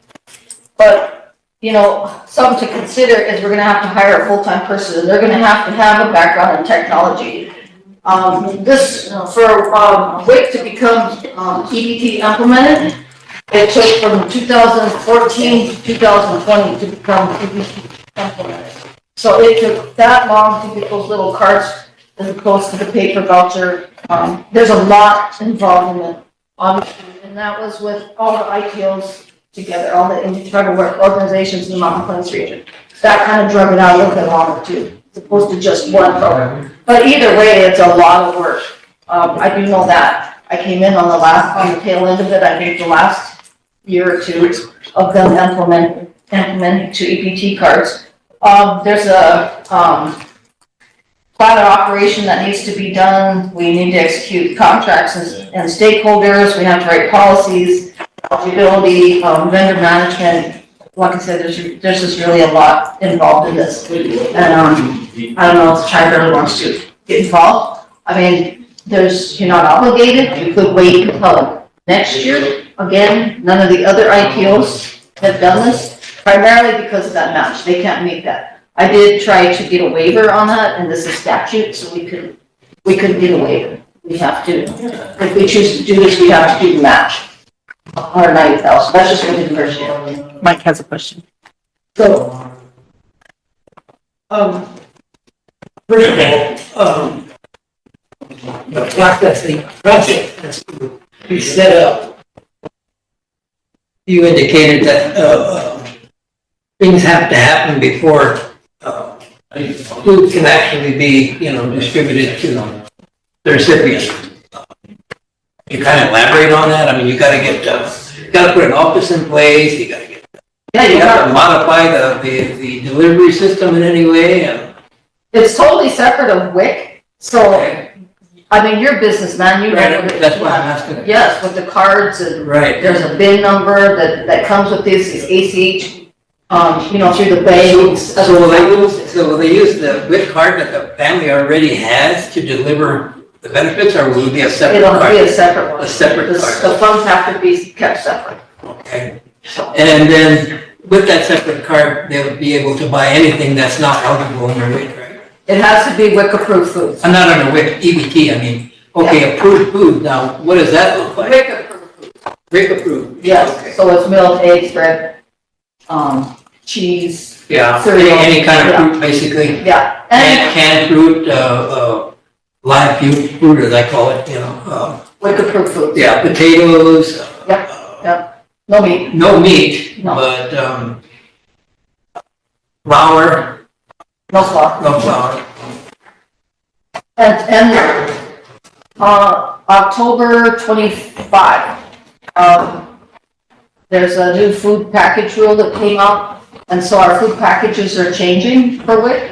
And, researchers looked at the table and they reevaluated the nutritional value of all the food, WIC foods, and so those are changing. So, we're gonna be, like, you won't get as much juice. The cereal has to be 75%. Okay, so kind of tighten up the. Yeah, they're tightening it up, so that's gonna affect, this as well. So Missy, if we approve this and we do the match on it and we get it up and going within this year for next year's summer, the following year, do we have to provide that same match amount? No, it'll be less, because there's a startup. If you look at the budget, there was startup on here. That we wouldn't have to pay. Is there some way that, I don't mean to interrupt here, but I wasn't finished here. Do we still have a summer food program for youth? Yeah. Yeah. Is there some way that this program could supplement that activity? How do you mean supplement? Well, summer youth food programs who runs in the schools? I'm not I sure. think St. Francis might do theirs, but Pam operates the one for. Pam Drew. Yeah, Pam Group operates one for here. And obviously, they buy food, right? Yeah, that's funded. So, through are any of them WIC eligible could they be able to access or buy and are using these funds to buy those products that are WIC eligible? You mean the Is there any way to tie the two programs together? No. No. Has to be separate. So, I mean, And I bring honestly, that up because it could reduce the cost of our summer food program, if we're spending anything at all right now. Go ahead, I'm sorry. at this point, honestly, it'd be really difficult. Knowing the time frame that it took so long to get EBT implemented, there's so much that we have to do with this. Yeah. I can't even see doing this by 2025, by the time school. But, I guess if we hustle, but someone's gonna have to have a background in technology and EBT and, the financial stuff in the back. I can't commit to that, at all. The, Nations, that was the consortium group with the Mountain Plains, they hired a, project, coordinator that did that. And like I said, it took from 2014 to 2020 to get it all implemented. And now we're supposed to do this in. May not be doable. Yeah. Madam Chair? Yes. Missy, would you kind of tell the council what the other tribes are doing too? I remember at Budget and Finance, we had this discussion and I was telling the council that at that time, we just decided we didn't want to move forward with it. Just because of the costs and how much work it was going to take to get it implemented. We didn't think we'd be able to do it by 2025. But I remember you briefly saying something about the implementing it and they're casino tribes, right? Like, we have, Yeah, I can't remember if it's Cherokee Nation or Chickasaw. They service, it seems like, I mean, I was in contact with a gal down there because they piloted this, summer EDT. And they are a casino tribe, they are on it, so it's not an issue for them. They service like 40,000 kids. They have a staff of like 16 people, you know, but there, I mean, people, there's only, I think there's Colorado, Montana, and maybe North Dakota for states that are good programs that are implementing this for 2025. And giving them the ITOs, primarily because of that 50% match. It is not doable for some tribes. thank you. But then, and if you chose not to do this year because of, you know, time crunch, you can always do it next year. Charles. Is this just for these three schools? County, St. Francis, and wherever? It could have been for winter, but they have to be, part of the national, they have to be a national school lunch program school. And winter is not. And even if it was winter, then even though, we'd have to service the non-Indian kids as well, because we can't discriminate. So even while those kids, even if they're not Indian, we'd have to provide that for them as well. I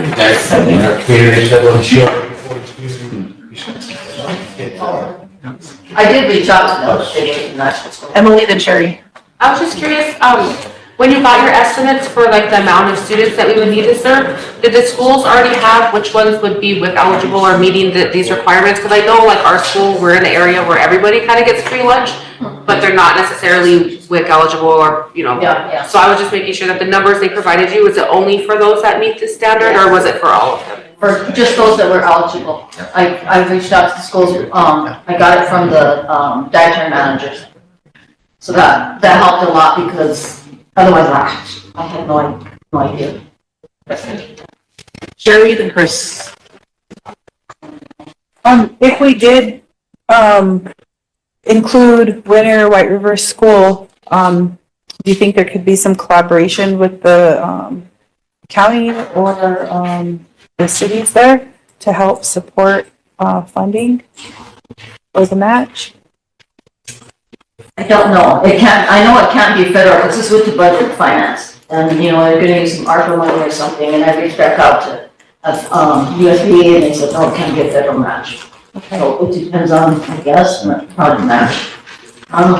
Well, I guess my thinking was if we did include those schools, which we should because our people live there, and if there's a non-Indian population, if the county or the city could help provide funding from their tax or whatever their general account is to help with the match funding. We only have, 218 from White River.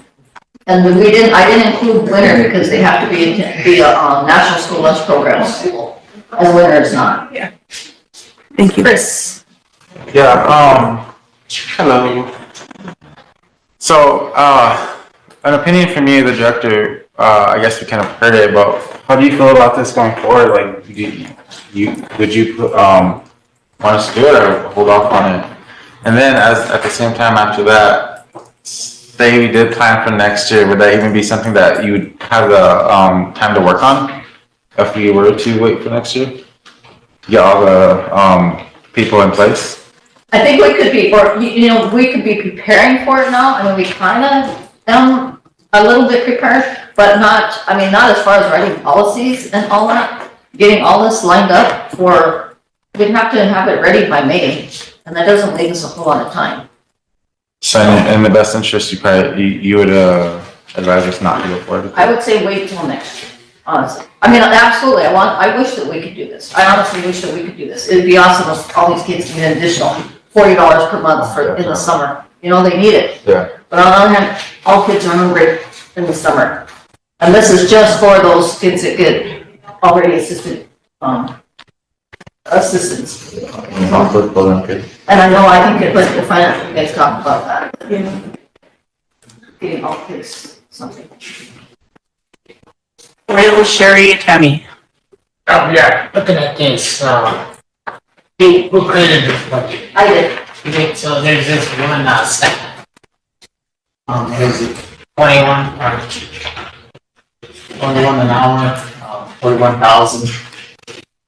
So, the,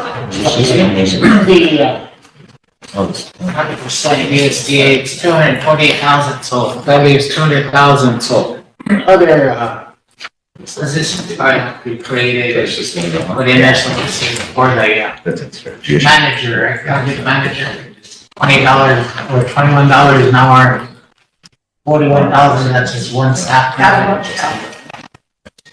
But then the rest goes to food purchases or all the.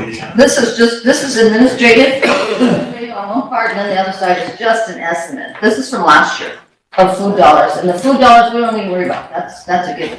It's just primarily this administrative cost that we have to worry about, because we have to match that, and it's 380,000. So there will be more staff created later if you were to. We'll have to see how it goes. I mean, because this is 2,072 kids, heck, it could be more, it could be less, I don't know. Because this was December last year's figures. Sherry? Thank you.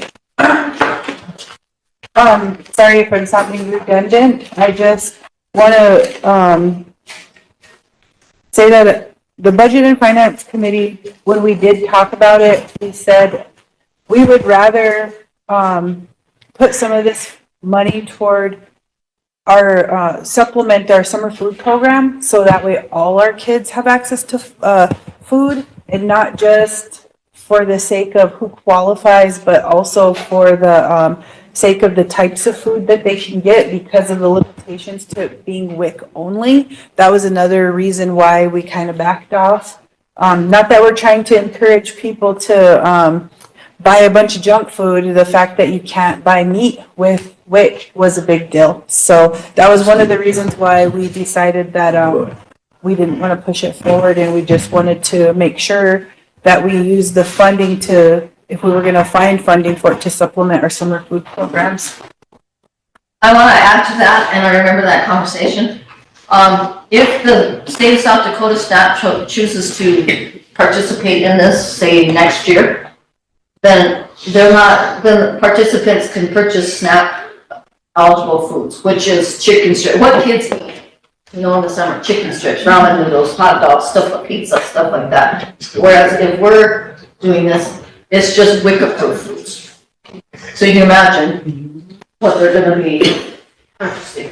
Yeah, I still eat that. I know, they eat cereal after school and stuff like that. But that'd be some competition if they chose to do that. Tammy? I just make a motion to table this because we're not. Well, there is a motion to already table it, so I don't know.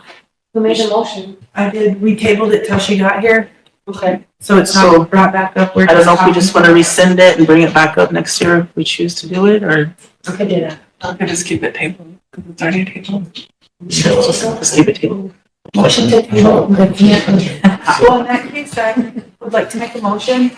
I'd like to make a motion to have, the attorney draft a resolution requesting that the state of South Dakota participates in the, summer EBT program for fiscal year 2026.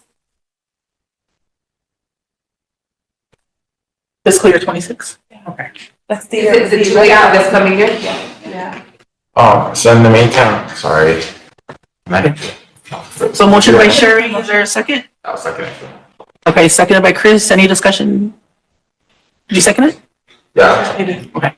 I'll call for question if there's none. Did you have some discussion on it? Yeah, I just want to ask too, like, we're gonna do this too, plan for next year, to keep it table, but plan for next year. How, do we gotta do another motion to have you do it, or would you just start working on the plans to get this ready for next year when we do bring it back up again? I can start working on this, like as far as the, policies and stuff. Yeah. We'll be that far further ahead, you know, as opposed to right now, there's a lot to it. Yeah, and so much amount of time, it wouldn't. Yeah. Okay. And just one thing, can you remind us when that deadline is for next year? May, is it me? Oh, well, in order for them to start, Well, I'm just saying, like if you do get this together and we want to go forward for next year, what would be that deadline that we would have to submit? this deadline was August, Thank you. so it'll be August next year. Mike, This program is open to, all the states, right? Yes, And the state, now, did the state of South Dakota refuse to participate in the tribal programs or across the board for the whole state? the state chose not to participate as a state for. Or any place in South Dakota? No. They opted out of it? Yes. okay, so remain tabled. So, our Sherry's motion, got a second from Chris, got a question? Question by Robert, all in favor?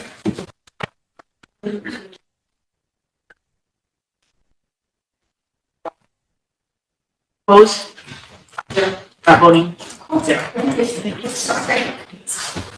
Madam Chair, sorry, I have one more thing. Could we ask the treasurer to come back in? I'd like to ask him a question regarding our summer food program and what we allocated them this year. And since it's on since we're talking about the topic now, if there's extra funding that needs to be allocated, I would like to plan for that too. Remember last year we gave her, I think she needed like 24 to start up, but we gave her more. She was asking for 15 and we ended up giving her the full 25. Okay, I don't remember that. yeah. We have 4 other resolutions here that are time sensitive. Emily, did you have a question? I was just gonna ask him to bring up the ones that are time sensitive. It's like there's judiciary. This one is Office of Justice Services. Anybody from judiciary? Yeah, I can break it down. Emergency motion. Motion for emergency by Ben. For second by Chris. Question. Stan, all in favor?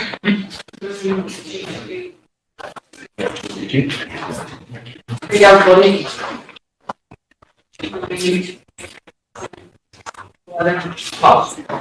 12 opposed? Not voting? 12-0-0. Motion to bring on resolution number 2024-292. 293. So 293? Yeah.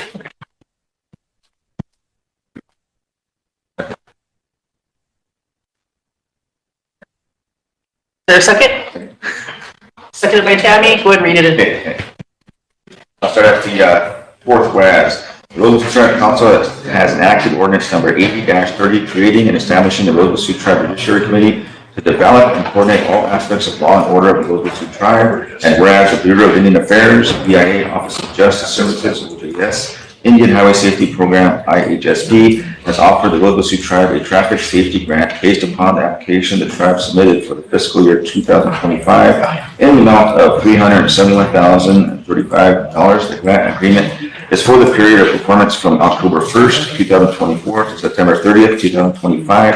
And whereas the Rosebud Sioux Tribe Budget and Finance Committee recommends the Rosebud Sioux Tribe Council agree to the General and Specific Assurance Drug-Free Workplace Act of 1988 certification regarding federal and state lobbying and other conditions, and authorize execution of this grant agreement, and therefore it be resolved that the Rosebud Sioux Tribe Council adopts and approves the recommendation of the RST Budget and Finance Committee to authorize the Indian Highway Safety Program grant funds in the amount of $371,035 and authorize the execution of the grant, and be it further resolved that the president or her authorized delegee to authorize and direct to sign and execute the application and any and all other necessary documents therefore on behalf of the Rosebud Sioux Tribe. Question by Chris. All in favor?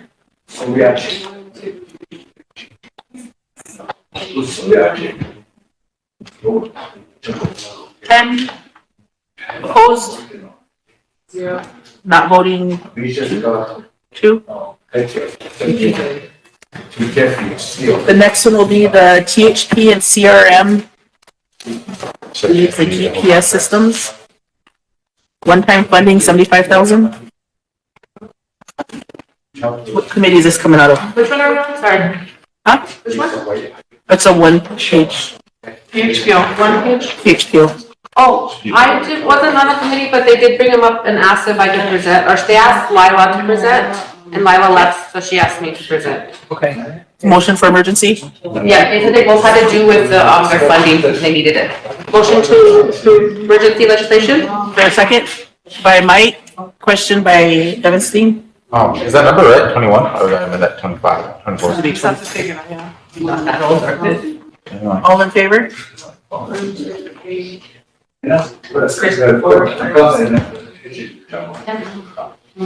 Opposed? Not voting. 10-02. Motion to approve 2025 dash 2024. 2024. Or 2024, 94? 294. Yep. Motion to approve 2024-294. Second. Is this on? The one pager? There a second? Yes. By Ben. Go ahead and read it in. Okay. Alton third, whereas one-time funding in the amount of $75,000 has been made available for the Rosebud Sioux Tribal Historic Preservation and Cultural Resource Management Program for continued work on range unit mapping project. Whereas employees of THP and CRM will use GPS technology to shoot points for each cage location on all identified range units. And whereas employees of THP and CRM will assist the local Bureau of Indian Affairs in the development of a video or PowerPoint to show the process used in the grass utilization for the 2023 grazing season. And therefore be it resolved that the Rosebud Sioux Tribe approves the obligation of funds in the amount of $75,000 for expenditures towards the mapping and media assistance for range units. Now be it finally resolved that the tribal council does direct the president or her designee of the tribe to sign all documents and assurances in conjunction with these activities as amended. Discussion. Question by Chris, all in favor?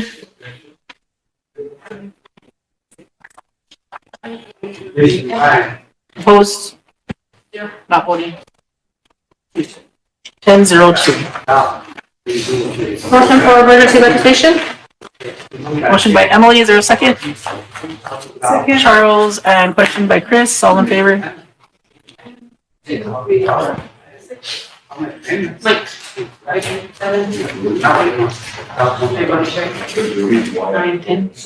Opposed? Not voting. Motion to approve 2024-295? Is there a second? Second. By Sherry. Go ahead and read it in. Okay, I'll start on report. Whereas the RST Land and Natural Resources Committee has authority and responsibility to review and recommend to tribal council approval of plans and projects initiated for the benefit of the Rosebud Sioux Tribe. This one goes through committee, I'm not sure if we need to strike that. The United States National Park Service awarded funds for its NPS FY-HPF THPO 2025 $131,532 for continuation of services. And whereas the Rosebud Sioux Tribal Historic Preservation Office is a current grantee under this federal program and will administer the attached budget in accordance with the federal regulations governing such funds and will strictly adhere to the RST financial policies and procedures. Now therefore be it resolved, the Rosebud Sioux Tribal Council accepts and authorizes the use of $131,532 worth of funds awarded to the Rosebud Sioux Tribal Historic Preservation Program through the National Park Service. And be it further resolved that the Rosebud Sioux Tribal Council hereby authorizes the tribal president or the designated official to sign and execute all applications and documents thereof. Discussion. Question by Chris, all in favor? 7, 8, 9. Opposed? Not voting. 11-01. Okay, this next one is a health board. Motion for, does it have a number yet? No. Emergency legislation? Motion by Emily, is there a second? By Charles, question by Chris, all in favor? 1, 2, 3, 4, 6, 7, 8, 9, 10, 11. Opposed? 0. Not voting. 1101.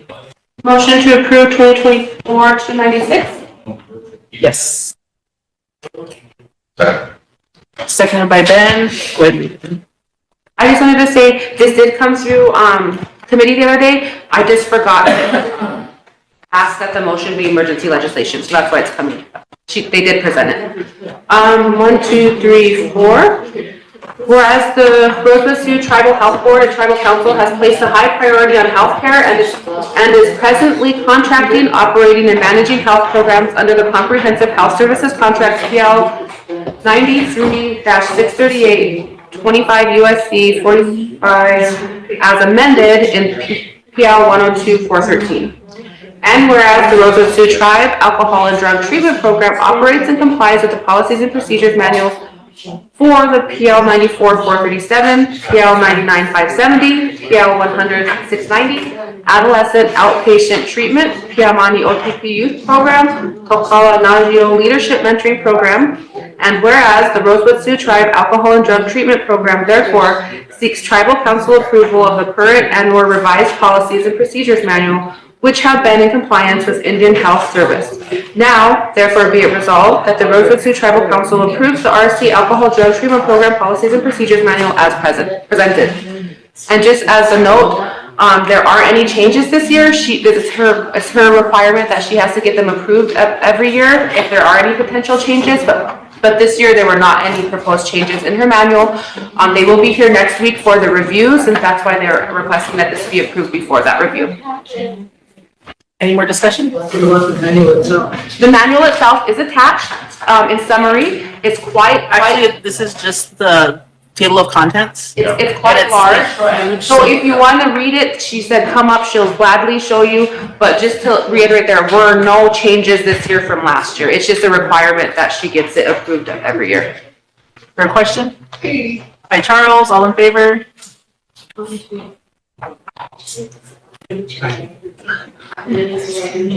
12 opposed?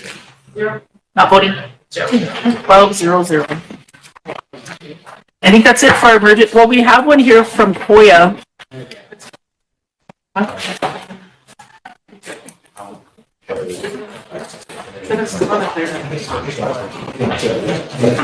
This is for a funding application due on September 30th.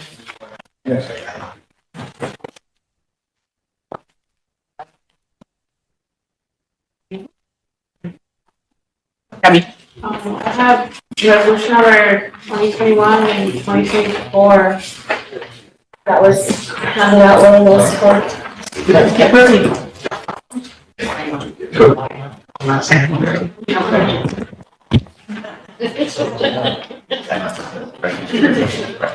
'2021 and 2024.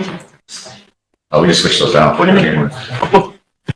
one that had 2021 on there? Yeah. Yeah, we updated the number, so it was 1-to-1. I'm looking back at my notes. This is for Koya's, a cost reimbursement sub-award from the public broadcasting. Does anybody want to bring this on as emergency? It's due on September 30th. I can bring it on. Okay, motion for emergency by Emily, is there a second? By Charles, question by Ben. All in favor?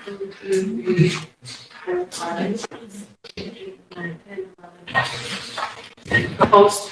0. Not voting? 12-0-0. And the number is 297? Motion to approve 2024-297? Is there a second? Second by Mike. Okay, let's go to Dope out there. I have a question. Oh, do you want to ask before I start? I see this is a cost reimbursable arrangement. How's that going to work? I don't know. They You just, are funding this. I wish Wayne was in here.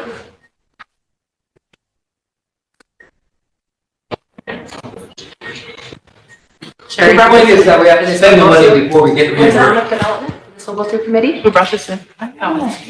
Calvin.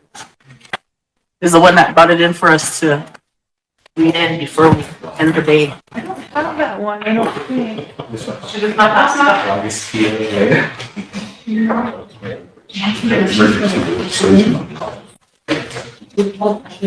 I just wanna make sure we're, you know, that Alvin, You need us.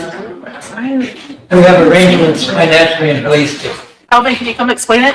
He said he's not sure, he had questions of himself, he got it presented by SRD, that's. My curiosity would be addressed to the treasurer, and he's not in here. Yeah, I don't know. Char, can you go see if Wayne is here? So SRD did this resolution?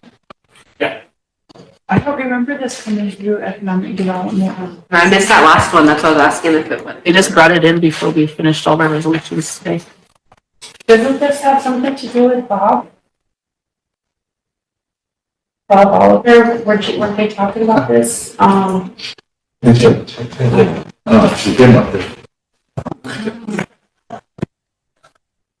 It's a warning system. You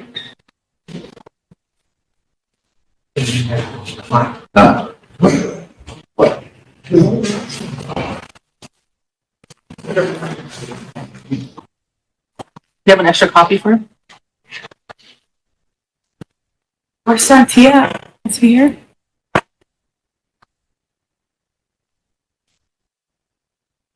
Got a pretty lengthy contract also, so I was just wondering if Eric's not here, making sure somebody did. Eric's not leaving today. That's what I mean, he's not here, so I was just making sure that somebody had reviewed that long contract, 17 pages. I'm assuming it's a contract, some kind of agreement. This is emergency? They just, who brought it in? Calvin. Oh, Calvin. Snuck it in at the end there before we finished our resolutions. I don't know. I just got the email myself. Is there a deadline on it? September 1st. September 31st? 30? Well, it says September 30th. October 31st. October 31st. Came and gone, the date. Should we send this back to committee? Would it be worth it if there's a deadline of the 31st? I just did a couple of them.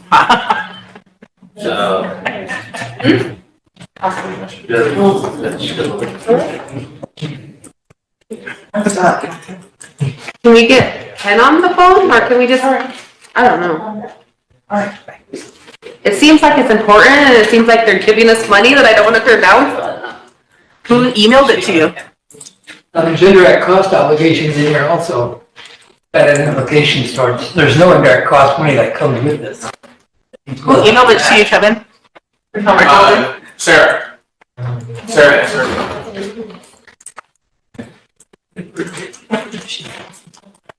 You would call her and see if she's available?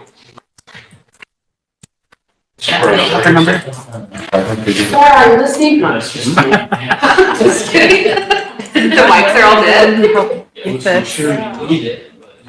John Miller is the one who helped get this? Is he no longer there? When funds come in with no indirect cost and money's attached to them, we have to cover, because of our indirect cost contract, we have to provide the indirect cost for that program. In this case, it's $480,000 in our indirect. What's our indirect cost rate? Let's say it's 20%, then $96,000 has to come out of general fund. Pay for part of this program. Do you know anything about this resolution, Wayne? Which one? Oh, okay.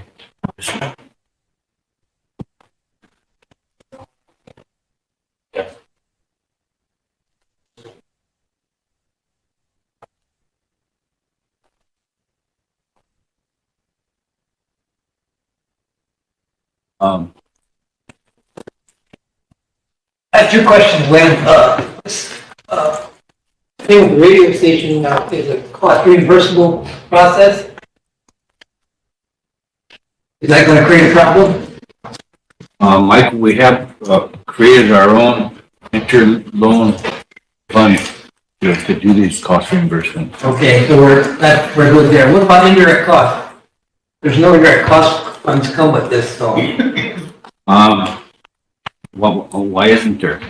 I don't know, and I just looking at the agreement. That's gonna cause problems.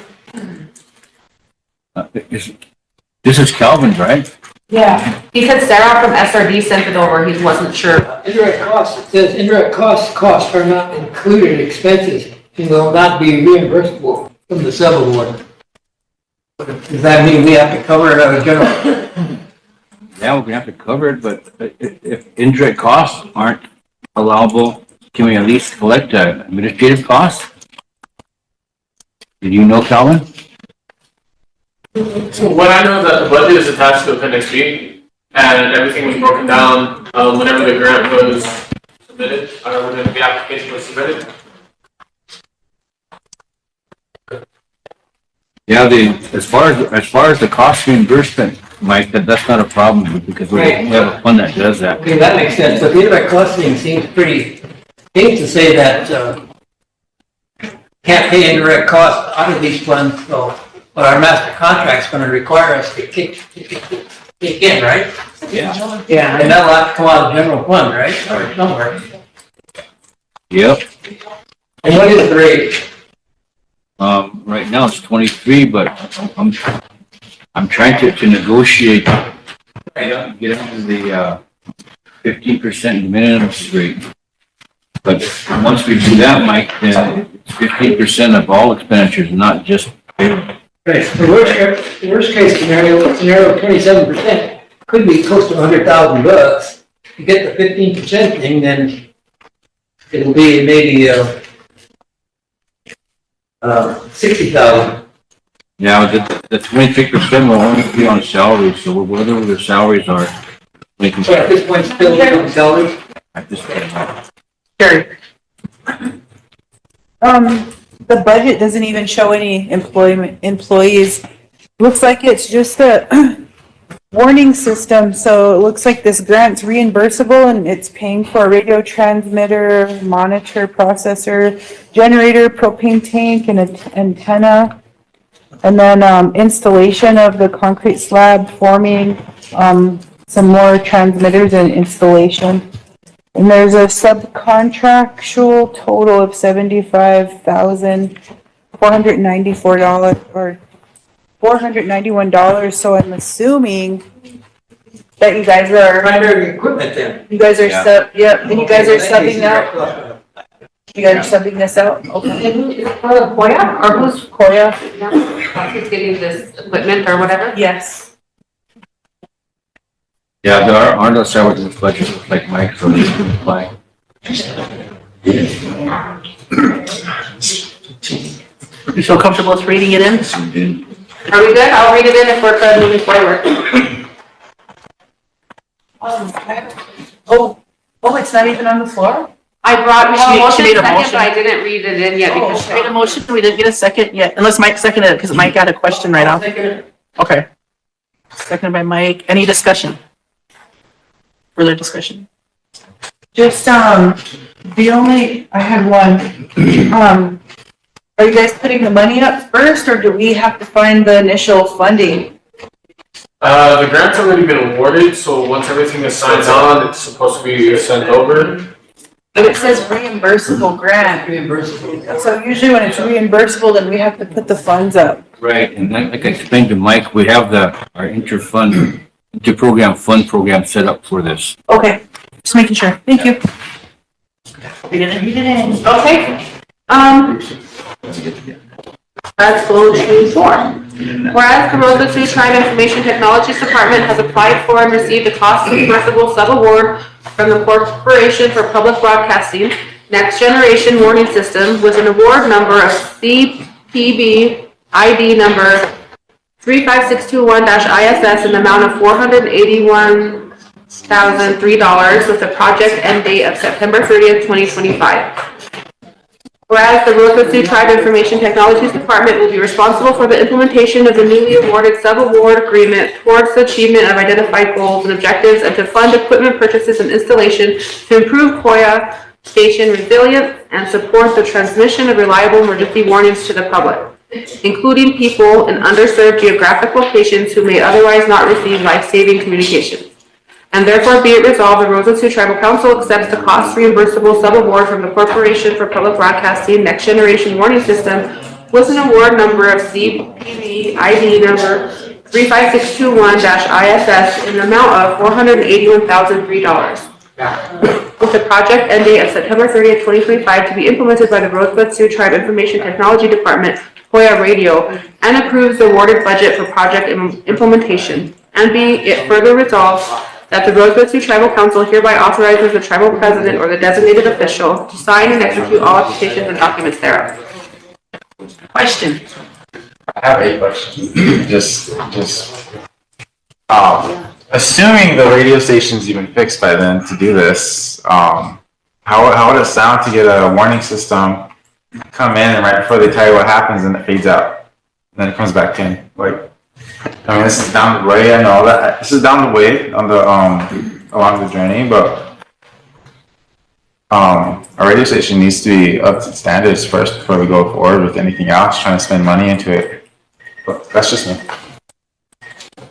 I just talked with Calvin earlier, and the problem with our Koya station is there's a fan that regulates the temperature in that building. That fan is burnt out. We ordered that equipment, so once that fan gets here, then you can turn the volume up and we can operate at full power. Right now we're operating like about 20% because we don't want that to overheat and burnt out. The problem with the AI is there's a transformer that's burnt out, and because that transformer is burnt out, we're only operating at like 25% power there. Again, that transformer has been ordered. Both parts, I'm not sure when they're going to get here, but they are on order, both of them. But the overall fix for that KNI tower is we have that included in our broadband grant. Well, in our broadband grant, we're going to use that tower to house some of our equipment for broadband. And because we're going to use that tower, then we included the money to redo that whole thing with the cable, the fiber, and all that stuff. That's the long-range plan for that one. So we're waiting for that grant to get approved, and then that will at least be fixed. Be brand new. Ben. I got a question off that. With that, I always want to make sure the public is aware of it, because I know like with a lot of us that listen to it as we're moving on, we're having the same issue. So we have something in there somewhere where they can go to let them know about that it's being taken care of. I'm hoping that maybe Calvin can put out some kind of an announcement to let them know that what the problem is and that we're working on it. Yeah, because I know there's a lot of people are asking about it, and a lot of people use it, utilize it as they're driving along and stuff. But anyway, the other thing too is I'm kind of concerned about maybe some FCC fines or something to that effect that might come on because we're not on the air, things to that effect, I guess. So that's just my concern on it too. I mean, I would probably go in depth about it, but it's just something that, I guess comes up on a regular basis every day because everybody listens to it. So I just want to make sure that we have that out there, at least then people, the public know what's going on with the radio stations, because it's not only on social media, but it's out there in the public too. Said, yeah, we heard something, they could tell what they're talking about, it goes in, it goes out. So we want to make sure that you guys are fixing it. But that's another thing too. We can let them know, make them aware of it. So that's my only concern, because again, a lot of people do listen to it, and we want to stick to those. But if not, then go to Sirius XM, I suppose. All right, thank you.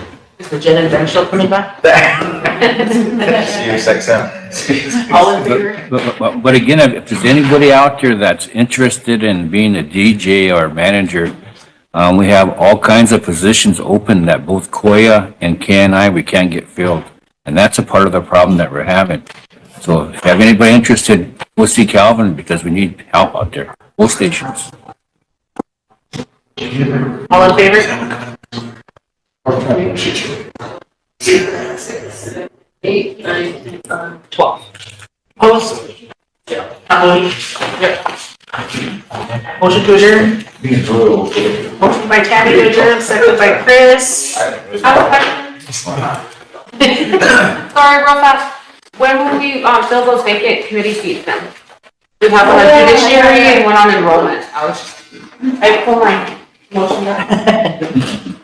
Yeah, could we see those committees too? And then education and judiciary. Well, those ones have an issue. I'm just kidding. No, I'm just kidding. I think you guys need to make a decision on if you want to do the, backgrounds, do the selection and then do the backgrounds, or do the backgrounds and then select? For which one? There was. We already selected for education. It was just a matter of getting them cleared. 2 of them should already have backgrounds because they applied for council and we're on council, so it'd just be 1 for that committee. Did they turn the backgrounds on? There haven't been any backgrounds turned in. Could I just make a motion to seat, all people that were selected for committees, provisionary, like on a provisionary, seat appointment?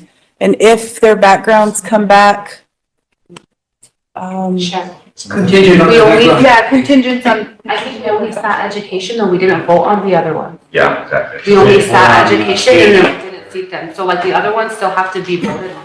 okay, so should we vote on them and then I can make that I motion? think We voted on judiciary, you guys voted on judiciary. Okay, so then it's gaming, enrollment, and judiciary that we have to do? Education and When did judiciary. we vote on judiciary? You guys voted Robert Becker and you were Morrison. Oh, no, I'm talking about the vacant seat. Remember yesterday, Council.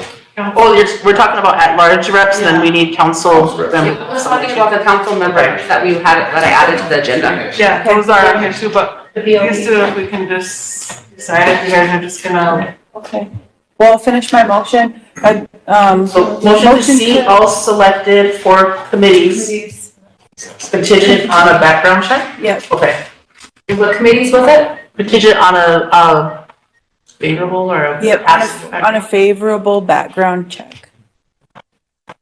Did you know what committees those were? Yeah, it was ethics, judiciary, education, and, You better name them yeah, for ethics. for ethics. We didn't do any, We didn't see. I know, but I'm just making this a blanket motion going forward, so if this ever You just comes put up for all again. committees? Yeah, At large or? for all at-large committees that require background checks, all elected at-large members will be appointed contingent to. Will be seated. Yeah, will be seated, pending their favorable background. Not pending, otherwise they'll have to wait. Adjudication. Yep, adjudication, yeah. Thank you, guys. Can you repeat that for me? Sorry. Hold on, she's still writing it. Keep her coming. okay, motion by Sherry to seat all at large You talked to committees that require, how are we now? It must be up. Contingent on a favorable adjudication. that require background checks.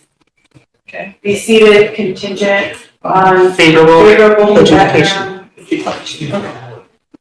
Good job, sorry. And, hey. Is there a second? Second by Mike, all in favor, or question by Charlie? All in favor? Good one. I just won't vote because I don't understand like the timing and our. Are you guys voting?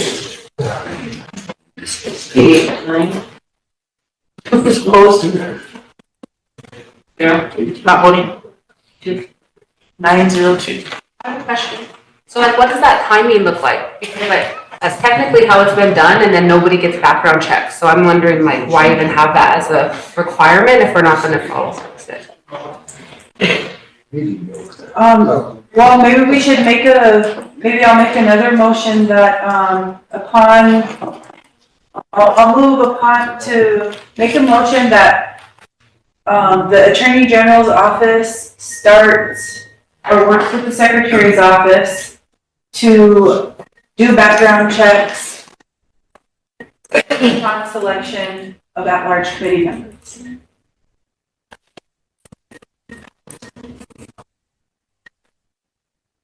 And if there are any unfavorable backgrounds, they will be removed and reported to the council.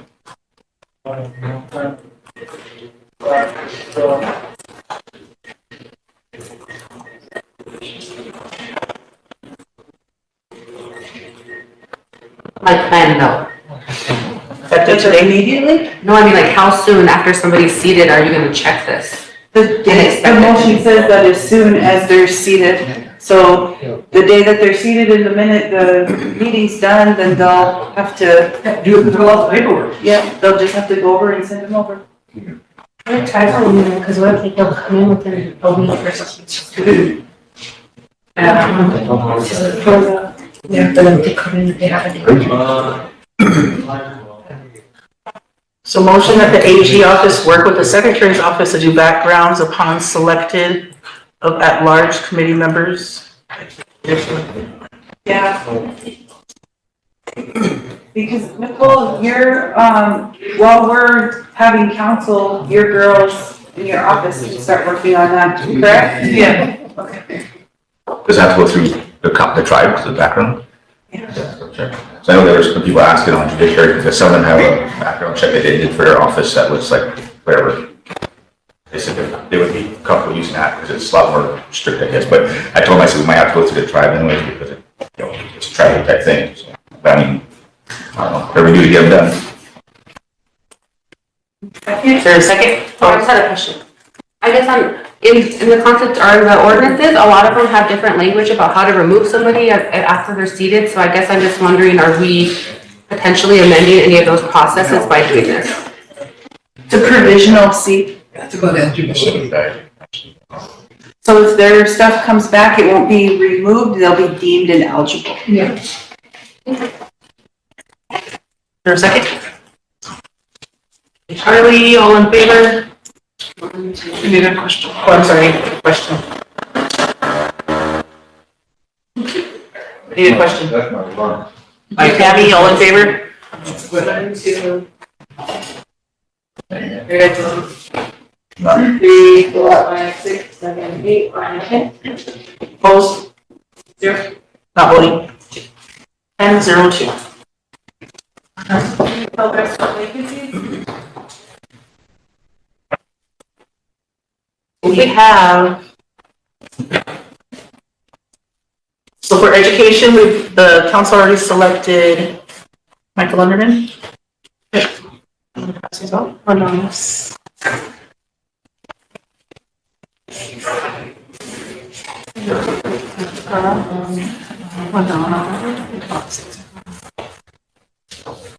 Here, this is my old one.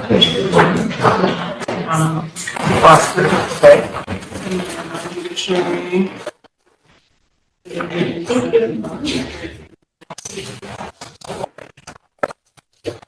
Sorry, I didn't know we were doing all this stuff. I thought we were doing still those seats.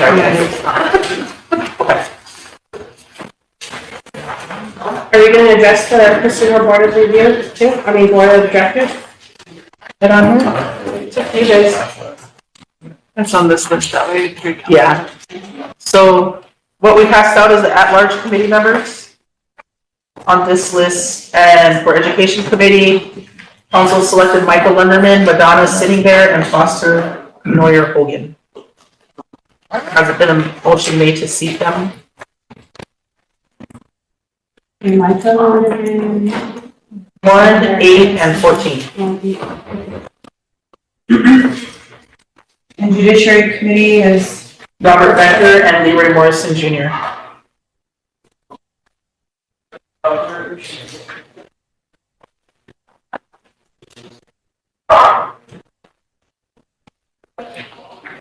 So, do you want to take action on seating those two committees today? Was there already action? I thought we already had action on the education. But then they We got tabled. Okay. I'll motion to seat Michael Underman, Madonna Sitting There, and Foster Neuer Hogan for the Education Committee. I'll second, but I also have a question. Seconded by Emily. Discussion. This is one of the ones that I was wondering, since one of them was a previous council rep recently and one applied or, was a candidate for council, and both of them had background checks. Those are the two that I was wondering if that would be, we shouldn't have to pay for another background again. Okay, thank you. Shall I include that in the motion? I don't think so, because they'll already follow up and see that they had a background. I just wanted to mention it so that her office doesn't have to go scramble around for backgrounds, because I think they should both be recent. Probably since what, July? Yeah. Seconded by Emily. Question? Mike, all in favor?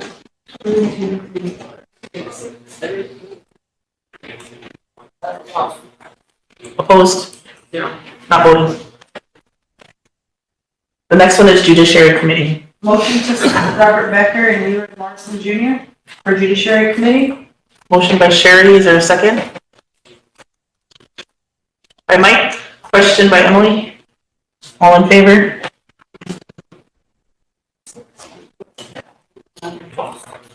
Opposed?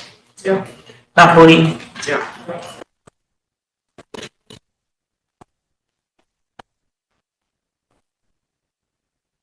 So we want to move on to do the selections for gaming in the rest of the committees today?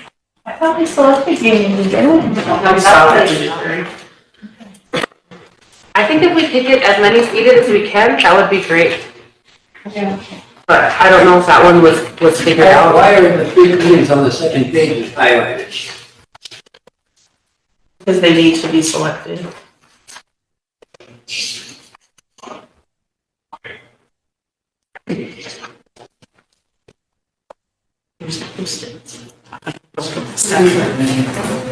Okay. Hand up sticky note. So for the gaming commission, we need to select 3. I didn't bring my packets of people. Remember last time? It was like the first time we were able to look at their packet.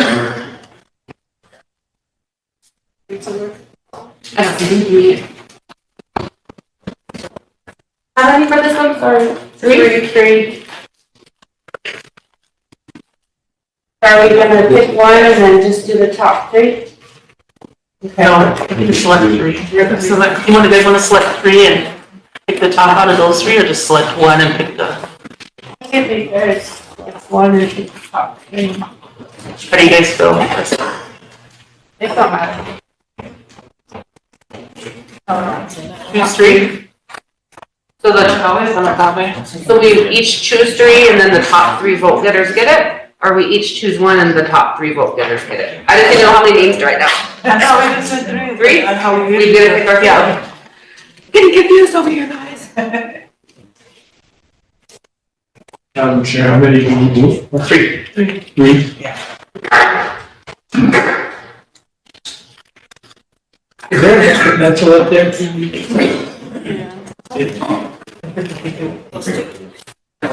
Yeah, it's not here, so you guys comfortable with keeping track of it?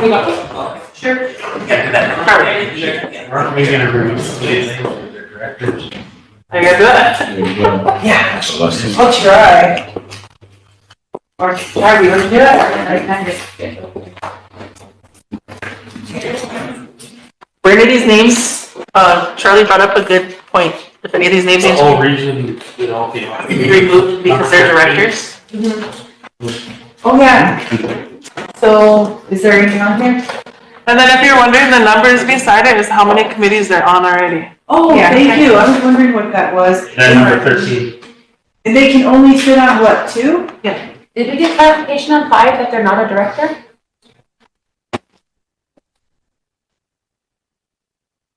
Be active? No, we got clarification that he is, but it's off of the old position, not the new position, so I just want clarification so I know. They're Are they out. advertising that job? Yes. Okay, then he's gonna be out if he knows what they do. So he's probably just. He currently has a PA for director position, and that's why we stopped last time, remember? And I think we take number 13 out, right? Yeah. Okay, so that one, and then so 505 too, for now? I don't know, that's why I didn't know if we got clarification on that. I don't know if we did get clarification on that. I don't want to remove somebody and get clerk if we don't need to. Who do we call? Sherry, that's too small. The nurse Smithy? And if we do this too, we gotta look at our big list and remove the other directors, because there are directors on those other committees too, so. Anybody want to make a motion to take some action on what type of information we should get off of these before we proceed? Otherwise, we're gonna end up re-voting like we did this afternoon. I think we made that motion already. So the issue was that, Is there any there's a statute, I think it's something that says that if you're a director, that you can't sit on it, yeah. that's. And it's like in the ordinance, or it's like it's something, yeah, and that hasn't changed, and so that's number 5, you know, because I made that motion. that was. Yeah, some of them did, but then there were some of them that are still on the list too that you're not even looking at. That's the whole RST thing.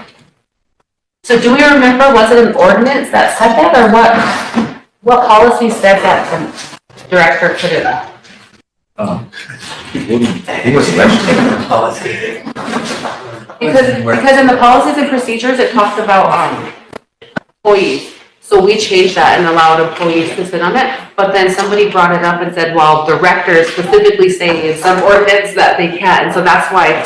I know Judiciary does say that, no directors. So it's just pending the committee, commission?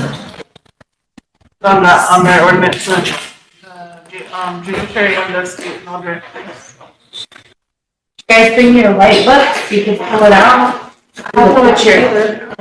Maybe we should get them screened a little bit more before. I guess we're waiting for them. How does it normally, they don't screen until after, then they do the background check? They just never did before and just selected as is. Hey, I just got this all written down. Any commission have to qualify. Just chicken scratch already. Yeah, so we would make this and then they have to go through the background and get them whatever before they're officially. But we did, The gaming commission, we can put them on and then they do their own background check and they. But they can't be doing any action or business until they get to. Grant them a temporary license. They do like an extensive background and they do some kind of like Who does that? management official license or something. They do their own. They grant it. Yeah. I don't know. No, their background check is more extensive. Yeah. Well, yeah. So, like the casino employees. I would think that we would grant them. No. But back to where we started. I guess I'm just wondering, like, does our tribal ordinances language trump their ordinance or their gaming language? And do they have something in there? You know what I mean? Like, that's the part that I'm unsure of. It's up to you guys. If you guys want to find out all this information before we vote, we should do that now instead of voting and then going back again. And Well, I'm just asking because I don't know if I'm the only one with the question. If I'm the only one, then that's just one vote. And then you don't have to worry about it. Can we move forward with the ones that don't have a questionable person in there? I hate to say not questionable, but question if they're a director or not. You mean like the next page? Yeah, so gaming commission number 5 was questionable, right? Is that what we Well, think? that was the original question, was does that person in the current capacity that they are, since the PA is not acting, does that qualify? I mean, and because no one can answer that, I don't know if we can move forward. And then on tax commission, it looks like number 2 again. Well, in the past, for the gaming commission, you guys had, you know, your business manager, she's a director, she was on the gaming commission for a while. You had, former secretary on there, and And I think that was the discussion that held us up last time, is if people were citing exactly those examples, and then somebody else, I can't remember who, said, well, just because that's how it's been, shouldn't we start following the ordinances now? And then it kind of just. here's the amended title. Is it 0604? The one that's in your book is, old. Looks like that would be gaming and ethics, but it looks like we could do treaty, hemp, and TZ, SWA District 2 and SWA District 5. Plus the 2 council seats, you just do the ones that we don't have questions, is that what you're saying? Yeah, that's what I was just suggesting, but, or we could just fill our council seats and. Fill the council seats and then table these till my report on the 13th. Yeah. Are there any ones that are like holding up, like does TUC need to meet? Like, are you know what I mean? Is there anything that these are holding up? Probably, but I'm not sure. Well, I know sure that- it kind of was, but we seated them today, so. Because I know sometimes like the ordinance will say the existing seats can stay there until somebody else is sworn in, so I'm not sure if that's the case for some of these, to allow them to continue, yeah? In education, we filled those today too. They did get a quorum last couple meetings ago, so. And one reason why I really want to push forward is because we're always under scrutiny for not having an ethics commission. Yeah. And, I would really like to see that commission. I don't know, it's only showing we have one member needed, so I'm not sure why people are saying we don't have an ethics commission, but. How do you feel about number 2 on that list then? Are we okay with? No, that's why I said, I'm fine with taking it, like, or holding off until. So she said it looks like treaty, HAP, TUC, SWA districts 1 and 5 today we can select. Is that what she's? Yeah, we could do that, or we could just, the council seats, it's up to you. It's up to you guys. Let's just table them all then, make a motion to table these until her report next month. A motion by Just the at-large one? Chris to table the committee selections at large Yes. until her report in November. I'll second that. Seconded by Emily. Question. Seconded by Ben, all in favor?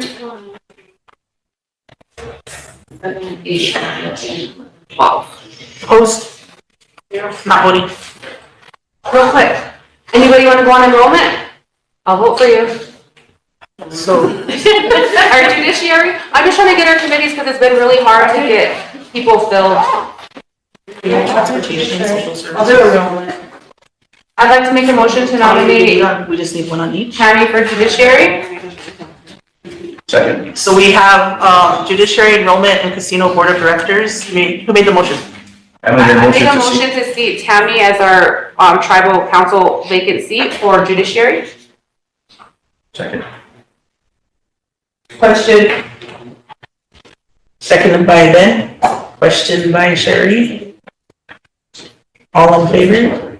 1, 2, 6, 7, 8, 9, 10. Hey, I have a question. I don't want to do it actually.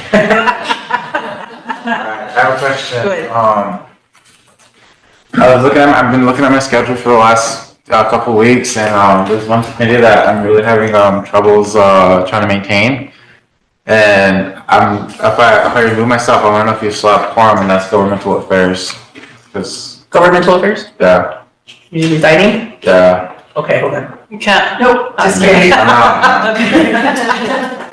I'll accept his resignation. Motion by. Second. Motion by Sherry, second by Ben. Is there a question? Question by Epstein, all in favor?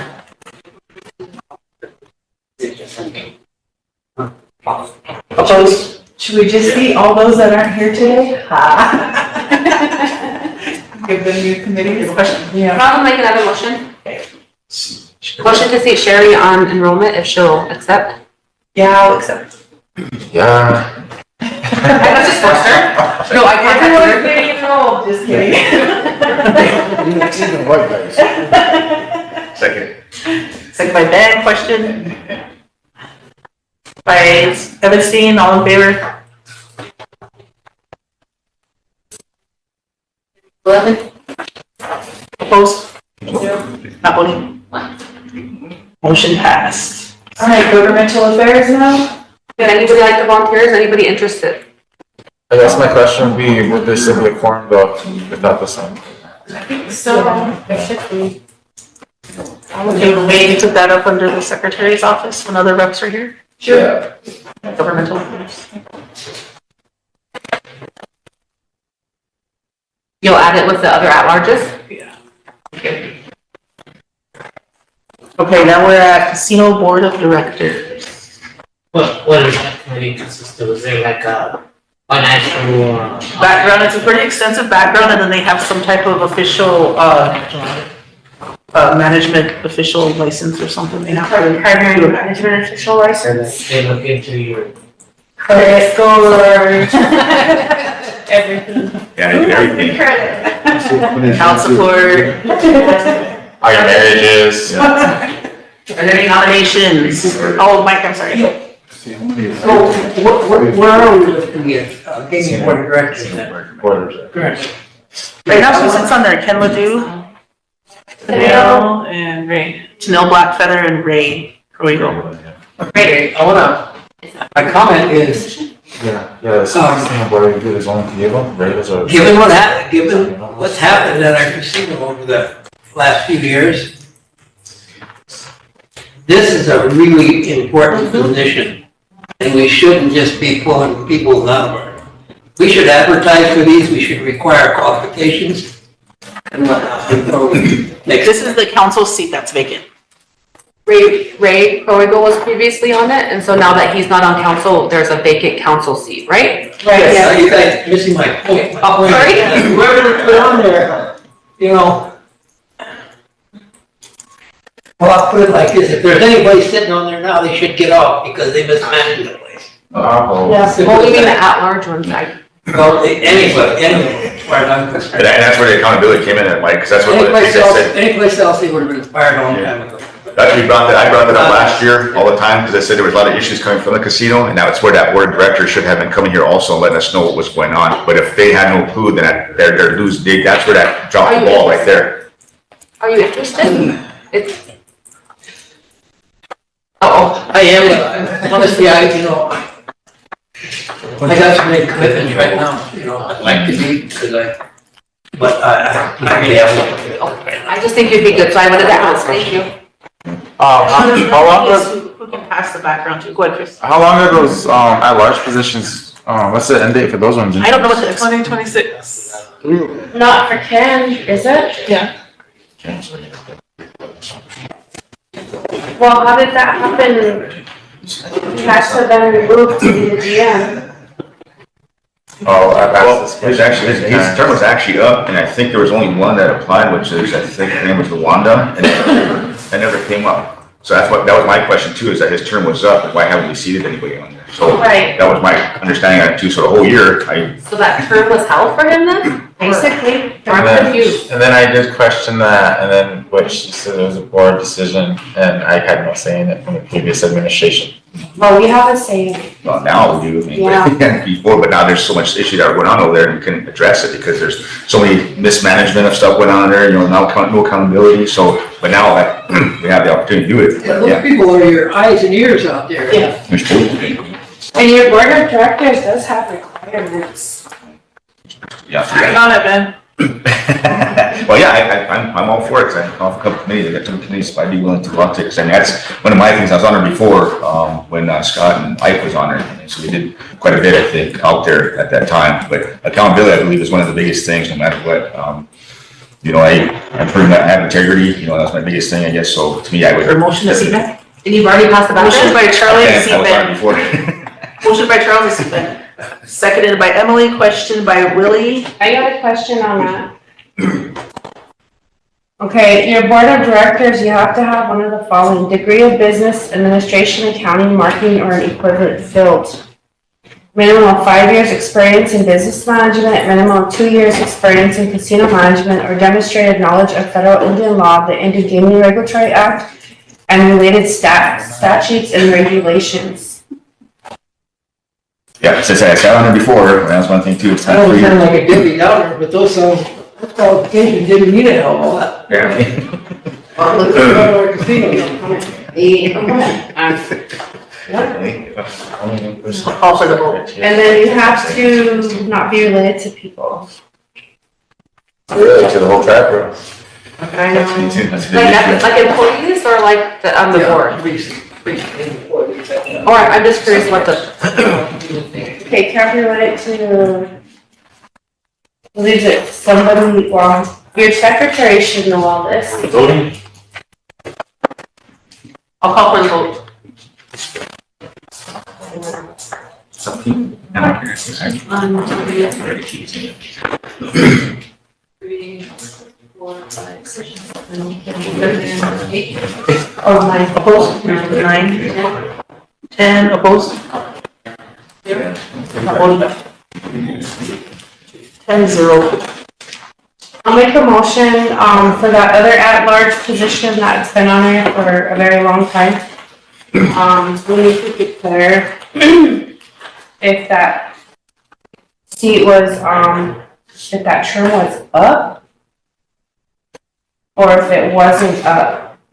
But as Mike had stated, but I want that seat declared whether it was up or not up, you know, the terming on that. Because if not, then we need to move forward with the removal. To do some research on the term? Yep. Will we see that one then on your report? Yeah. Okay, and then you can bring that information back.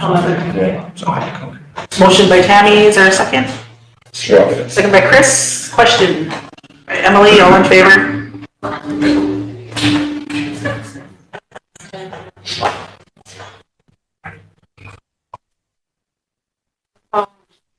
Opposed? Yeah. Not voting? Yeah. Motion to adjourn. We might have, what did I say? Transportation might have a council rep opening?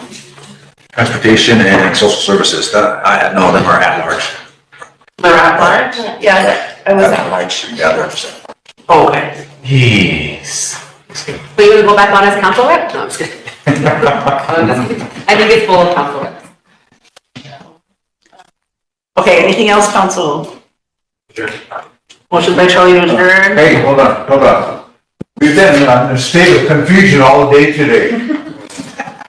Yeah, I don't even know if I'm going backwards or forward anymore.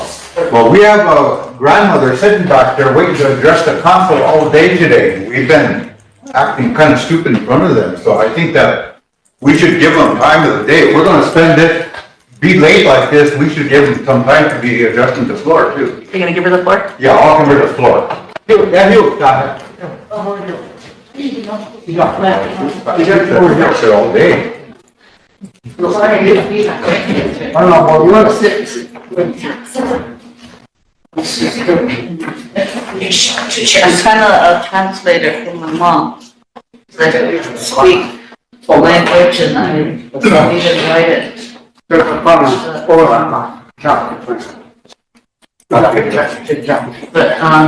new council to Venice was picked recently. I don't know, all the names or anything. We had several councilmen the last council that was gonna speak up for us, but they never did. And so we came ourselves, and my mother is one Rosebud Sioux tribe member as well as me. And she's the great granddaughter of Chief Hollowhorn Bear and Iron Chef. And the way the housing have treated her is not good. And she had an accident in front of Allstott. She fell, she broke her hip, she went to the hospital. While she was in her housing, went and boarded up her house. And I don't know who they were listening to, but all of that's lies.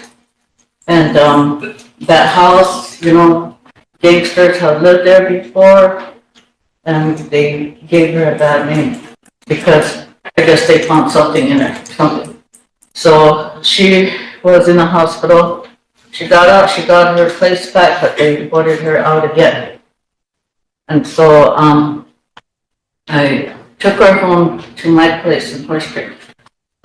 And she's lived with me and helped her get better. I'm CNI certified, so took her home and I helped her and I started walking again.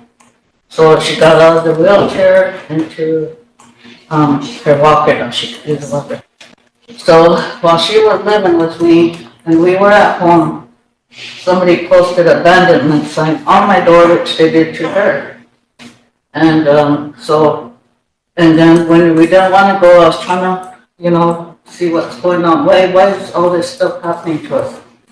And we don't drink, we don't smoke, we don't fight in our houses. But I don't know who's doing all of this lying and stuff. But so the president back then told me to bring the letter in, so I did. And they talked with the housing, the one in charge. And they told me to write a letter, so I wrote a letter, and I don't know what happened to that letter. But two women tried to set me up and try to get me to move. for no reason. So, I didn't move. So one day they brought the cops and made me, my mother, and 2 grandsons get out. In 100-degree weather during the pandemic 2 years ago. And so we sat in a hot car and all we could do was get out what we could. Like her clothes, her walker, our food, what we could take, because they were taking food out of my refrigerator and throwing it out. They said they didn't shut the electric off, so they threw everything out. And they said they're gonna shut the lights off, so, and they started just boarding up the whole house with everything in it. And today I find out that they trashed all my stuff, which they did to her too. They did that to her. When we got an attorney right away, and she wasn't working fast enough, I don't know what all her reasons are. But when she dropped my mother last year, they went in there and trashed out all of her stuff. And that's like 80 years of memories. And got a flag in there, all of that stuff got thrown away. So then now it happened to me, so everything's in the, at the dumps or whatever, they trashed everything away. When they put me in that housing because I had a house fire. And they put me in that temporary housing in Horse Creek.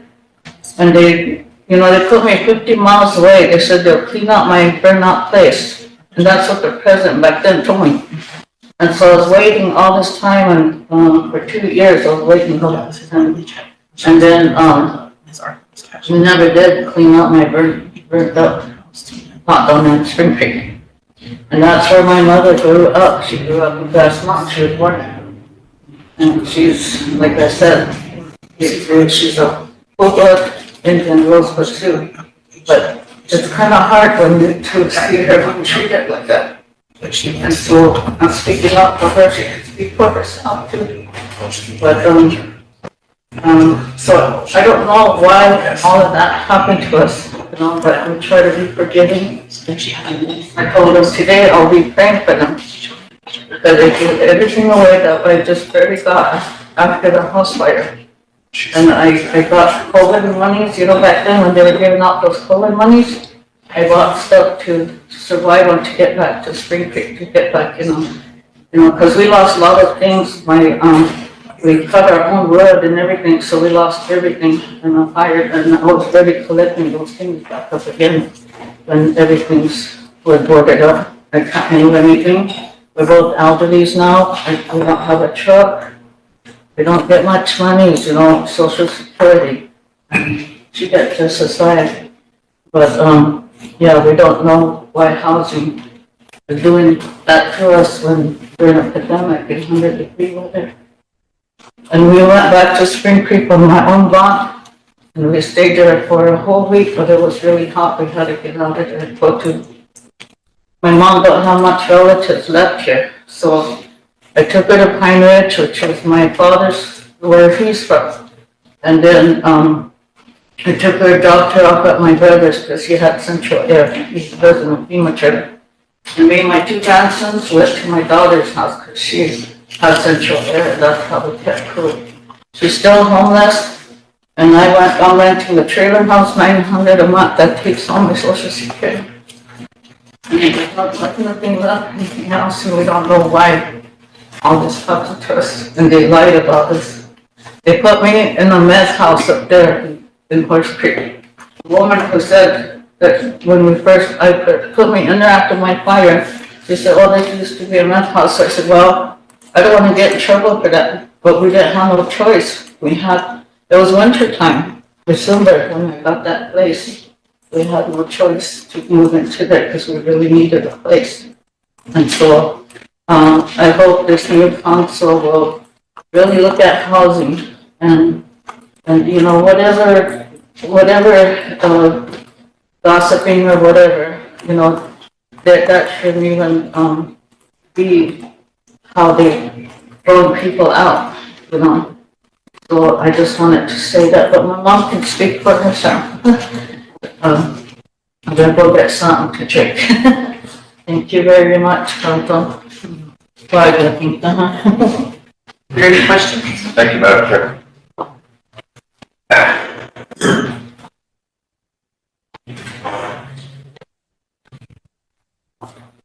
Party speaking as well, and when my generals happened, nobody could help us. And my house was 15 years waiting for people to fixing my house, and councilwoman was still beside me and help. And so we would have to get away, we live in a tent. Sleep in the tent. Up at the church, we have a little church there. Finally, but that's the church. So Saturday morning, got up. My nieces have all passed away.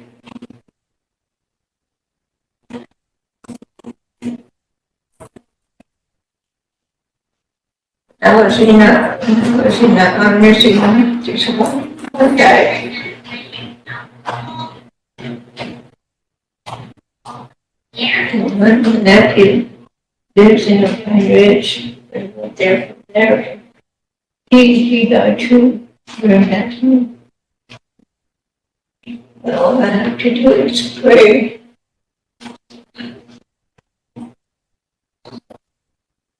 I only got wrong. Got myself again. My daughter, my grandson. My daughter is passed away too. 2019. Keep on grandson. And that was sleeping in a tent. It's too cold. So we all got up, get ready. Since that time, we walked and even the house is over, we come back sometimes, check on us. So we, until then, together and give us some house back, house needs to be fixed and to and I didn't clean it. She said, honestly, confident some it's going to be restored again. It's good. You don't like it or not, it's good. This way. But taking time. People have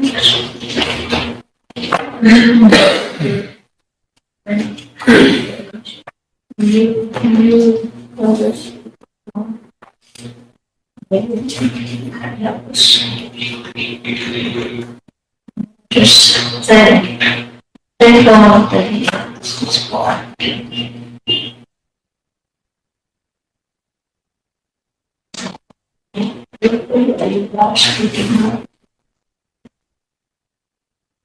Somebody, it's too far away. Yeah.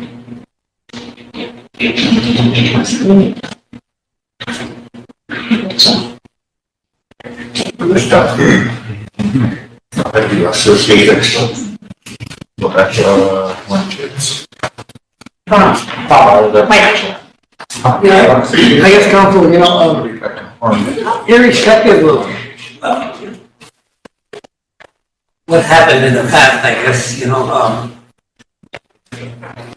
our elderly, folks, particularly our elderly women, and I know this lady, she's a good person. And she doesn't deserve this at this point in her life, so I guess, the administration perhaps can maybe see what they can do. I know housing is, has their policies and stuff, but, they can make exceptions. is I did speak with Rebecca back in the first part of October. Right. And there's some, issues going on with housing, but she does have a Sioux 400 that can be renovated. I don't know how much renovation that's gonna take, and I don't think she went through ARPA on that. But that might be something I was gonna contact Jim Lead in charge about, so. Yep, when they said they had an ARPA remodeling funds up there last year, after they said they could fix up people's houses. She put in her application, but they told her it was beyond repair because she waited 20 years to get it fixed. That's why they put her in a duplex, temporary. She ended up staying there 20 years while her house, Super 100, was falling apart. Emily, maybe you could look on the SWA board if you wanna look into. I'll definitely bring it up at SWA, but unfortunately, in these situations, it's really hard without council push to get, like he said, there are policies in place, but we are also a tribe, you know what I mean, and a sovereign nation, so I think there is ways, but without support from here, I don't know how much. Chris? Earlier today, we were talking about trying to see in black and white what we see in gray. And, I know I'm gonna probably get some pushback from other people for doing this, but I kind of got to see in the gray in this moment. So I want to make a motion to have the administration do an executive order to get SWA work on our relatives here so that they can have a house by the end of November. You know, if they have to mediate all the workers to work on it, to renovate it, do that. An executive order specifically for Rebecca?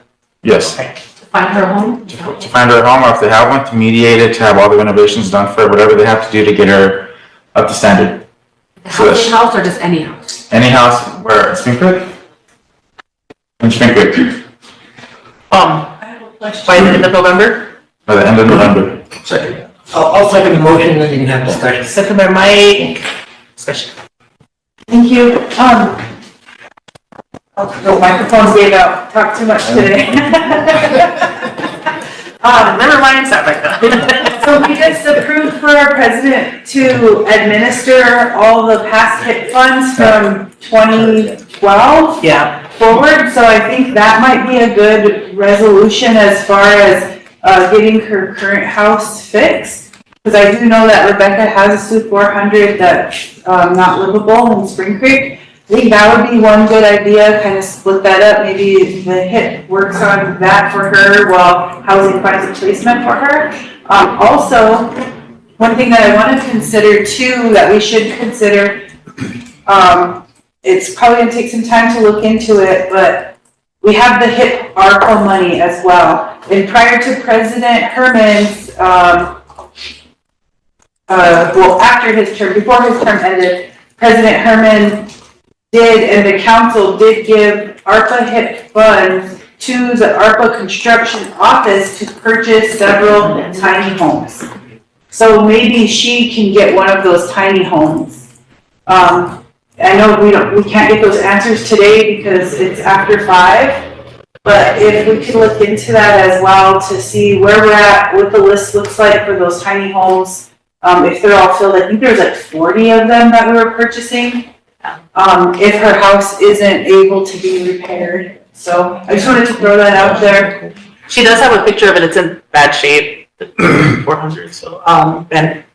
Yes, on top of that too, with that, motion that was made, Director, I'd like to see a follow-up on that beginning of the first meeting in November, to find out where that's at. Yeah, just kind of do a little report on it to find out what. Oh, I meant to have that. Yeah, kind of. The first meeting in November? Yeah, first meeting in November, so we can find out what's going on with her situation and make sure that's being taken care of before it gets cold. You know, she's our elder, so we gotta make sure we take care of our elders, so I wanna make sure that happens, so, just to make sure I wear, so.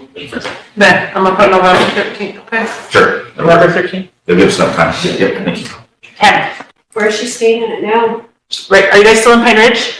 She's staying with me she goes, me and my siblings take care of her from time to time, like she'll go, stay with me and my other sister, my brother. So. Okay, that other lady that had the, remember she had the trailer house that was, she was living in that one room, in that one trailer house? How did you guys, take care of that? I think she's been placed already, hasn't she? The one that was the burn? Yeah. Yeah. Do we have any COVID trailers left? No, I don't think so. Well, we can check with Skyland. The last report on the health board said they were all given out, but you could probably still check with her that something might have changed, but that was the last. Remember before those trailers, there was smaller trailers, or there was some other kind of, I don't know if that was the COVID trailers, I don't know, but there potentially might be one of those that's not being used, but. Well, Sherry mentioned there's those small homes that we, Yeah. You're talking about the ones that Rodney did. Yeah. So Rodney purchased 15 of those small trailers, and those were given out, except one was returned because her family wouldn't be able to fit in it, and I'm not sure who got that. Oh, okay, so maybe it already got out. Yeah. But I also think like in this situation, you might have to look at purchasing, or you know what I mean, like an already made tiny home or not a full modular, but. it smells. I mean, you know what I mean? I just think that we might have to have like a temporary solution while we're looking at a long-term home is what I was trying to. It's gonna be getting cold here. Yeah. There's a trailer that sits across from Head Start that's been vacant for a long time. Oh, Head Start admin? Up by the hospital? And if the Head Start going on a job. And go to the education, maybe? Education? Like by the hospital turn? There's either that, I can't remember, okay, so. I thought, okay, by Head Start, there's that one, and I don't know if they're using that, but then remember when you go south of, Rosebud, they had that, COVID trailer right there?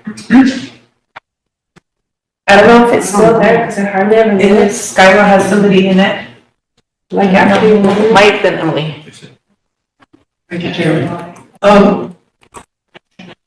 First of all, I'm gonna have to work with this old guy here, because he needs help too, and he's being penalized for something that happened a long time ago, and I believe, when you get his age, which is close to mine, and you get kind of,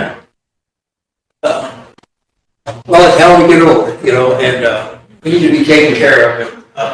He's an elder, so I hope we can listen to him for a few minutes. But I was told by what I consider a reliable source that Eisman Homes in Sioux Falls is holding 10 trailers that have been purchased by the tribe. They're still sitting up there. I have no idea on that. Any truth to that? I have no idea on that. They already told people? Yeah.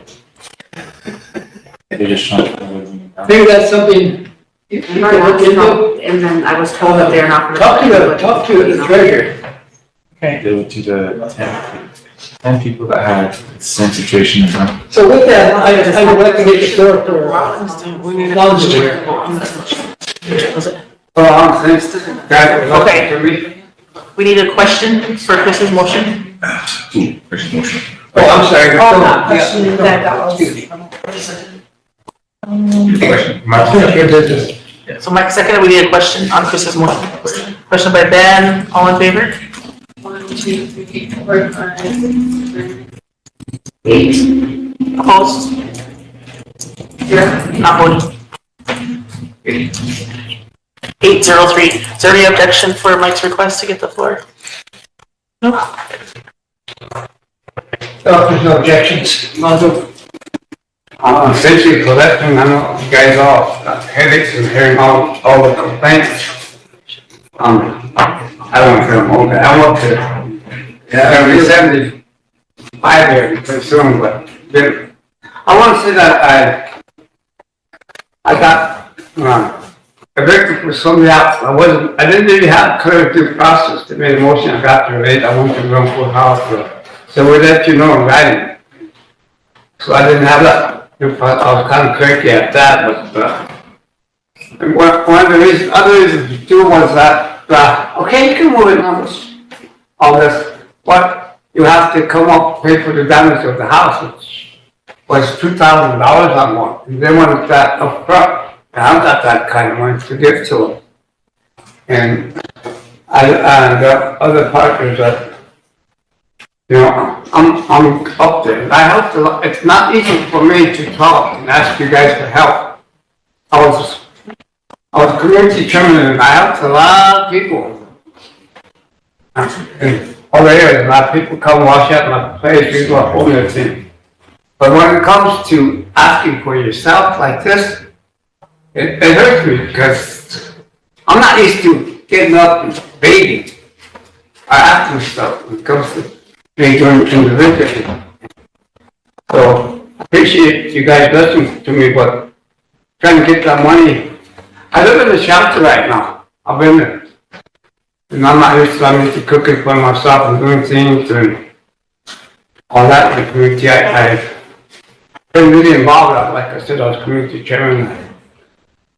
I did a lot of other things like start neighborhood watch and stuff in that area. Like I said, home on 75 or something. Getting there another couple of years, but I just want to say my consideration, and I like being alone and living alone. To get up every day, get up at night and think and meditate, say your prayers, stuff like that. And you hear a lot of things in the shelter. I like to help people, but I don't like to get too far, because I'm a bad guy. I always get myself in trouble. If I hear a complaint, I'm going to bring it up for anybody. Because that's my job, to help people that cannot speak for themselves, like these two OGs back here. I'm in the same situation they are. So I just wanna, try to get my house back and get home. But living that old place where elderly is, that's okay with me, your own. I can tell what place I go. You get old, you behave yourself, you get old. And I'm at full there, but I want to be in Rosebud. I like it. But, I just want to get my own place now. And I appreciate you guys listening to me. I know your job's hard, but there's a lot of people like me that need a home. I hear a lot of complaints and stuff, and I tell people out there, homeless. I tell these guys, when you vote from your heart, think of the Lakota. You see all these guys on the hill, they need help. And they're voting for you guys. These guys took oath of office, go hold that oath. But these guys were sleeping in tents out here. I remember the day the grandpa blew the charge post west on this road. Came in, the governor said, addressed the same condition like mine. They heard how that government at that time was treating their own people. And so we have these things that I grew up down there, going to school down there. I mean, how they really stick up for themselves. That boy needs to be, they only think about themselves and their family. They get good money. I was sitting on the outlet, all that, spread over. There is no compassion on that housing board. They speak as a white real estate. It's going to make money, let's get money. There are a lot of people. Where's that culture? A lot of homeless people like these grandmas and aunties, they're not. You guys know that. Then you look out there, like, what we're going through. It's hard. Only thing we got helping us is our prayers and some relatives. That's all we got. We depend these two ladies, aunties or not. They sat here. I had their lap chat. They sat here for 3-4 hours. I'm glad Mr. Rowling over there gave me the floor. Enemy, appreciate that. They're thinking about it. 73 years old, I can't give up. I'm up from the shelter all the time. It's hard. So I want to thank you for this. Let us so much. And remember, you're always going to help somebody. out there that's in my position. I know my family always get me, always get yourself into trouble talking to people. They can talk for themselves. I love helping people. I never, I'm just gonna take Mike for. I know my councilman knows my situation, but she's too busy in other matters. Like, she's good, she's smart, I know her family. Good, she comes from a political family, I know everything about her. I always do a good check on her leadership, the background. I want to thank you for listening and thank Mike for letting me have the floor and thank you all for doing a good job. I know it's hard, but I guess that's part of your responsibility when you take that with the office. Good luck, Mama. Thank you. Oh.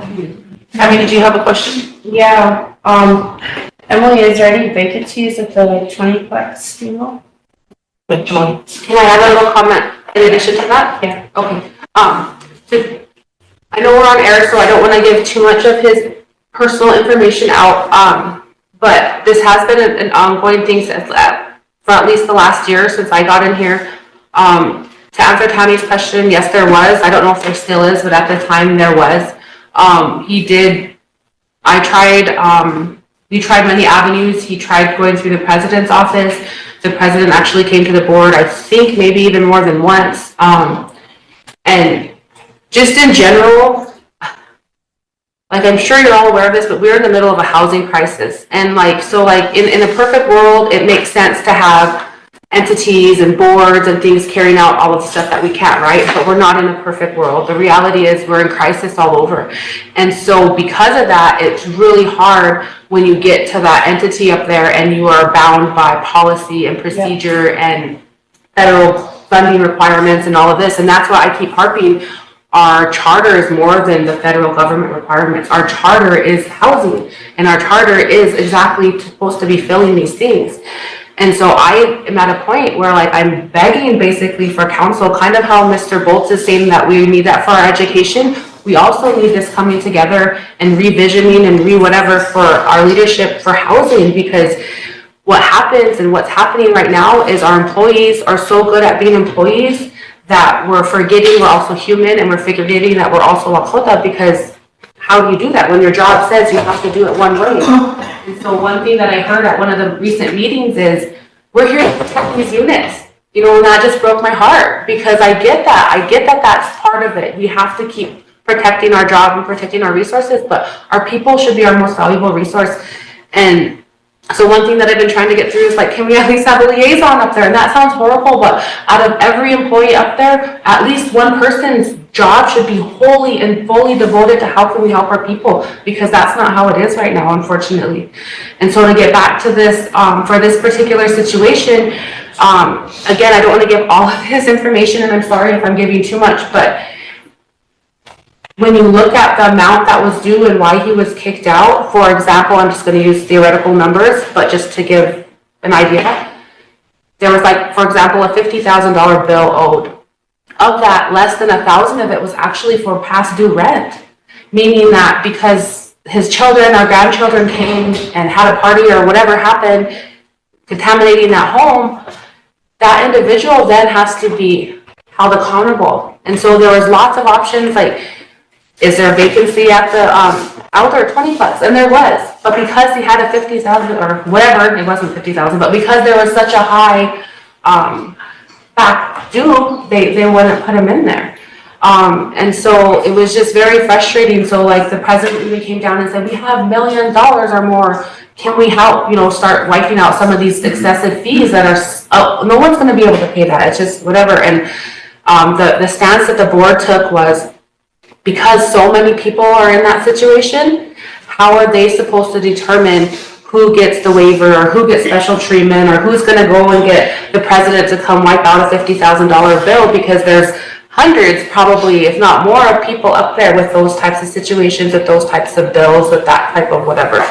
And so back to being, this is an elder of our tribe. And so President and I did try very hard to get him, I think it even went as far as offering, what are they called, those copper keys or something, way over by In Burke, yeah. Yeah, those are usually full too with emergency. Well, there was one opening, and the reason why it was offered was because it doesn't have the same guidelines, like you don't have to have a clean bill of, you know, whatever, but because he's an elder with, you know, limited transportation, that just didn't work for him. And so even putting him in our community, he said, you know, I would rather not be in the community, all my business is in Rosebud, I'd like to walk and handle my own business. He didn't want the interference from family if he was in our community and things like that, and so it just made sense.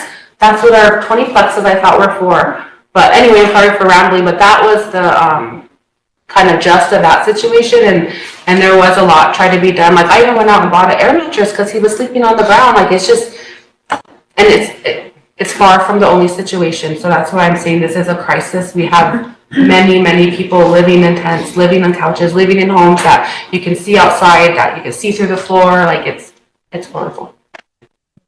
Mike. Yeah, Emily kind of described Alonzo's situation where, you know, where it started from and stuff, you know, but, you know, how long does the past have to follow you sometimes, you know? Especially when you get to our age, you know, when he's 70 some years old, you know, and well, we do a lot of, we make a lot to do about young people and our elderly, you know, and I don't know, at some point I think that we need to, sometimes we need to break from policy tradition, if you will, you know, and give some people a second chance. Now, I know that's saying a lot. I know the list out there is long and whatnot, you know, but if you only have to do one at a time, at least that's something. Tammy.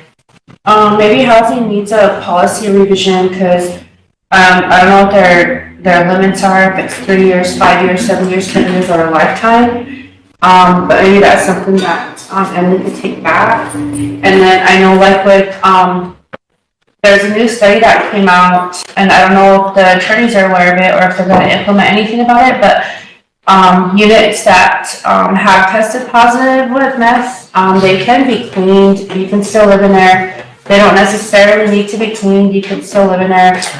They've done a study on adults living in meth units. There was no really major health risks or anything like that. It's only if you were baking it or making it in that unit. But there was no real study on the like on infants and toddlers and stuff like that. And another thing, there was a Supreme Court case that was won. InHood has that on their webpage regarding felons. There was a felon that sued a housing authority and actually won, and they declared it discrimination. Where, you know, we're discriminating against this class of people because they have a felony. Yeah, there's a few of them that you cannot have, you know, in housing clusters and whatnot, but, you know, some, they can apply for a house and get one, depending on your felony charge. So maybe, go back and ask, you know, what is the timeline on these? How long can they carry that debt? How long, you know, is it a lifetime? Is it 3 years, 5 years, or whatever? Because I don't, right off the top of my head, I don't know what housing's policy is. But if there's any openings, you know, at the 20-plex, that's a huge possibility. Those ones are income-based, so I don't know if he's got income, but if he doesn't have income, then that would be, you know, one of the best places because it would be zero rent, all his utilities are paid. Royal and then Ben. Yeah, only speak about elderly, that company, oriented, a quarter week, and Tawakila. Those are churches. And choice of it, they have knowledge and Dwayne Allenberg runs the elderly committee. But one thing comes to mind when I did when Weezipa was creating a community, he wanted to create an elderly committee community. And, elderly don't need much. They don't need hallways or bedrooms or nothing, they just need one room and then a closed off bathroom to shower and whatever. And then, the kitchen and bedroom, living room, all in one room so they can move them up and, I don't, if we can, or has there been any kind of, knowing those numbers, how many elderly we have, putting that, how to clarify or justify an elderly, and then having that, moving away from all this, SWA, but creating a community just for elders, like, we see, Gary planned on having an elderly community just for, elderly, because years go by, I see that, I don't like to see that, our old, something like, they're kind of living,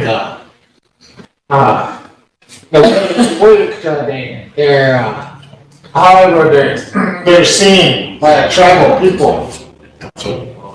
Supposed to, it won't help you honor them, because they're only up to Yupi.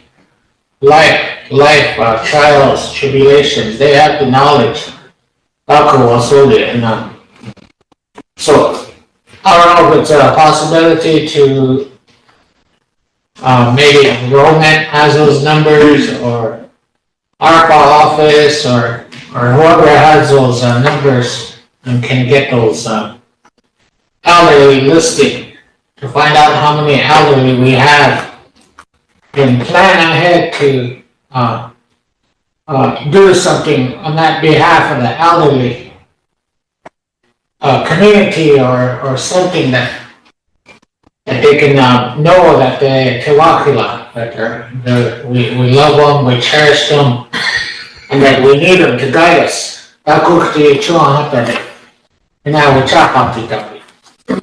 So, I don't know who would have those numbers, but maybe next meeting, whatever you guys are planning ahead, maybe a motion to have Enrollment or ARPA office get those numbers, to have them ready for whatever meetings or whatever are planning ahead, to have that number available, knowing how many elderly we have on the reservation.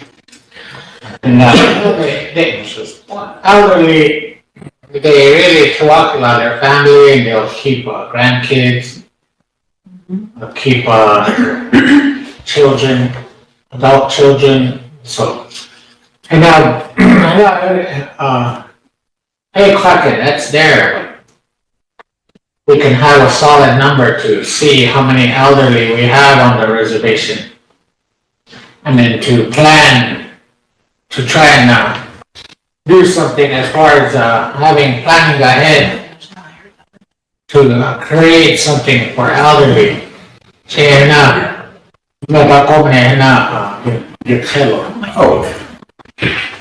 I'll make that motion to have the Enrollment or the ARPA office have those numbers for the next meeting. Finding that threshold of elderly within our tribe. Yeah, we can have those numbers available whenever we talk about this elderly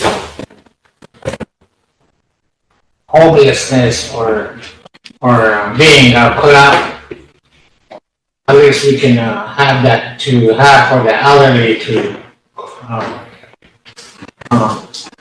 have those numbers, so we can plan somehow how to.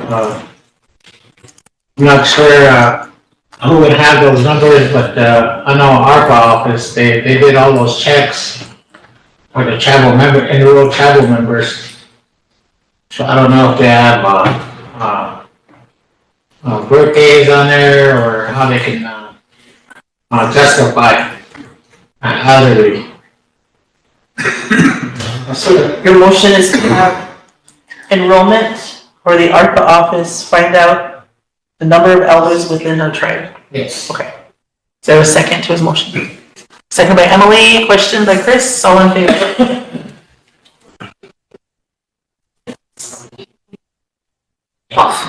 Opposed? Zero. Not voting? Zero. Excuse me? Yeah. Oh, sorry, I just had a quick comment about that, I think that's a really good idea, thank you for making that motion, because I think that's the first step of like a full-on assessment or feasibility. I just wanted to mention, like, I know we are dwindling at the end of our money, as far as like ARPA funds and stuff, but if there are any, pots that we haven't tapped into, I think it would be really beneficial to get a feasibility or at least a planned development area for like a elder complex through the proposals that we've heard of. And I tried to bring them up last year, but because we went with 100 homes, we didn't diversify that. But one of the options was to look at the location between the Veterans Building, the new buildings for the daycare and the hospital, because it would be adjacent to the hospital, CHR, and other house type things. It would be kind of safe and secure, as well as being next to a hospital. They could tie it to having access to the, elders and youth get together. You could have a nursing home, you could have assisted living, you could also have a little mini gated community with these tiny homes that they talked about for housing our elders or the elders and their support. So I just wanted to throw that out there, that there is a way to start this without having to spend the millions to actually build all this stuff. And I think we should probably look into those types of things sooner rather than later. Sherry and then Ben. Thank you. There's a lot of solutions here. And I just want to make mention to the 100 homes model. The initial intent was 22 million to go to 100 homes to be mortgaged by our working population to turn around and do a phase 2. And whatever that phase 2 was, it would be up to this body. However, out of that 22 million, 1.5 went to clothing orders. Another 2 million went back to the ARPA construction office. So far, I think only 8 million has gone to homes. So the 100 homes is not going to be 100. It's probably only going to be about 50 homes, which is really unfortunate. So there's the ARPA money that everybody keeps talking about is the $22 million that was allocated originally for the 100 homes. So the council is spending it. So I just want to let you guys know that the whole 22 million that was intended to be spent the way that the original proposal was intended. Also, HUD 184 offers now that, I think it's HUD 184, you can now, we could borrow money to build duplexes. And one thing we need to get out of the mindset of is this. We need this money from the federal government. We keep talking about being a business. What's stopping us from getting a loan and building these things? Building a complex, taking some of our assets that we have and turning it around. But on the flip side of that, you have to also remember there's going to be a loan to, a note to pay. We're going to have to repay that loan. So there are going to have to be expectations, which is why I felt when we brought the 100 homes project forward, we really wanted to look into this Mikasita model, because what we're dealing with now, this housing crisis that we're dealing with now, there's never money to rebuild. There's never money, and scarcity creates so much problems. Scarcity even changes the way our minds think. Scarcity creates, scarcity makes it hard for us to think clearly because there's limited resources. So everybody here has a scarcity mindset. And it makes it difficult for us. And you see how scarce everything is when we're dealing with things at council. We're always dealing with scarcity, with our housing, with our funds, with the lack of things for our youth. There's scarcity in everything we're dealing with. And coming together and collectively making a plan, because we have 100 Homes Project, Kewapala Project, we have SWA, and they're bringing in federal funds. We have all these different avenues. Now we have the president's office doing the hip repairs, and we have the ARPA construction. So amongst all of those, we still have scarcity. We still have people that are in need of homes. And we have housing homes that people could move into, but they've been sitting vacant, over 150 units. So we really do need to have a big conversation around housing, and that way we could really create some good positive movement forward. When it comes to the 100 Homes Project Manager, I missed the last meeting and I was made aware that you guys allowed it to stay under the president's office, even though that was supposed to go to Tatanka funds, according to, you know, the Economic Development Committee and the former tribal president. So we would take the politics out of it. So none of us would get accused of giving our family member a house. And, you know, with that person that was planning, that position would plan these phases. And it wouldn't be set in stone. We could plan based on this company called Mikasita. So one thing that they did was they would build this big fancy home and they'd sell it in the city that was near them for whatever the going rate that that city's industry standard was. And it was usually higher, and they would use the sales from that to supplement low-income houses for their families who can't do that, who can't afford houses, or who need to pay a lower rent. There's a lot of fixes around this, and then when we start talking about building communities, that's a great idea. Then we're going to come into the fight of, well, which community? Well, we want them in our community. I don't want to move out of mine. So how do we find a medium there? There's a lot of issues around this, and I feel like it really is going to take a whole long day conversation. So we could all put our minds together and come forth with a good plan to help our people, because I would love to see a community for our elders. When we had that storm, I was thinking, why are we allowing our elders to live way out in a scattered site? 100 yards in from the highway. We had a hard time getting our dialysis patients to dialysis during those storms. So I think we should really make some time for this. And I don't know if you could let the president know that we should have a special meeting to talk about housing and get SWA here and get all the entities together, and we can all figure out what we want to do and what the council's goals are for housing, because I'm sure we all have ideas and we all have goals, but I want to help people and make sure everybody's housed. There's also things that we could do too for homeless people who are choosing to be homeless, for lack of better words, choosing to be homeless. I had an uncle who chose to be homeless. There's ways we could keep them safe, and there's projects that have happened in the cities that I can bring information to the meeting that we have regarding that. Thank you. Ben and Emily, do you guys want to take a 5-minute break before we move forward? Sure. I'm ready to go home. I know. We have Ben and Emily. I don't have anything more. He would just like the floor one more time. I want to thank each and every one of you from the bottom of my heart for that. One thing I did want to say that we made a treaty with the government. Each and every one of us tribes, especially Rosebud, through good leaders of the past, Volunteer, or work of the federal government.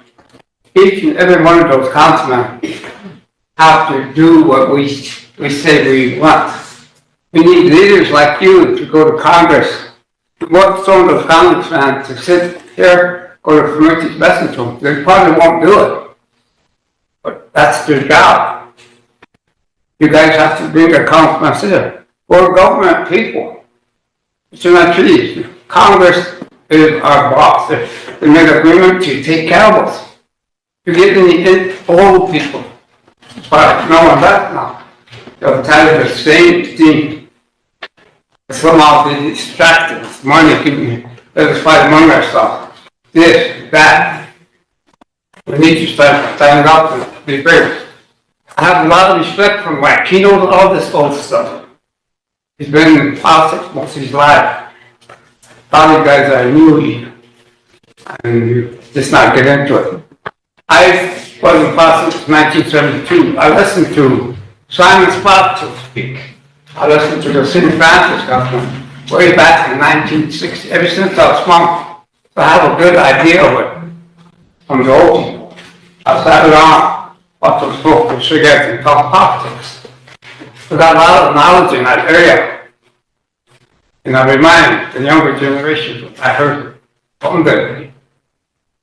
I don't, you guys are all young guys, I don't think you probably just got into politics, just not learning in the flat last 5 years. I don't want to say this because this place plays very good money. So I just want to say, people hold your politics, what's on this? Get on with the state. I said, nope, the government's our boss. Stay away from the state. You don't get them salty. We can shake hands, but we won't hold hands with the state of South Dakota. Be careful. They make things and they break it. Next administration come in there, change it. Thank you for listening. I gotta go home and get it back. Ben and then Mike. I think I pretty much, I'm not gonna say I'm just good to go. That's all. Forgot about it. I would like to say more, but I know we're gonna do more. But this conversation is gonna be prolonged no matter what. But there's a lot of things I would like to say, but I'd rather put time, do time constraint. And a lot of people gotta go long distance to get back. So I'm good for now. Mike. Just real quick, I got something that I want to get off my chest. You know, we're always talking about scarcity of money and have to spend this money by such and such a date.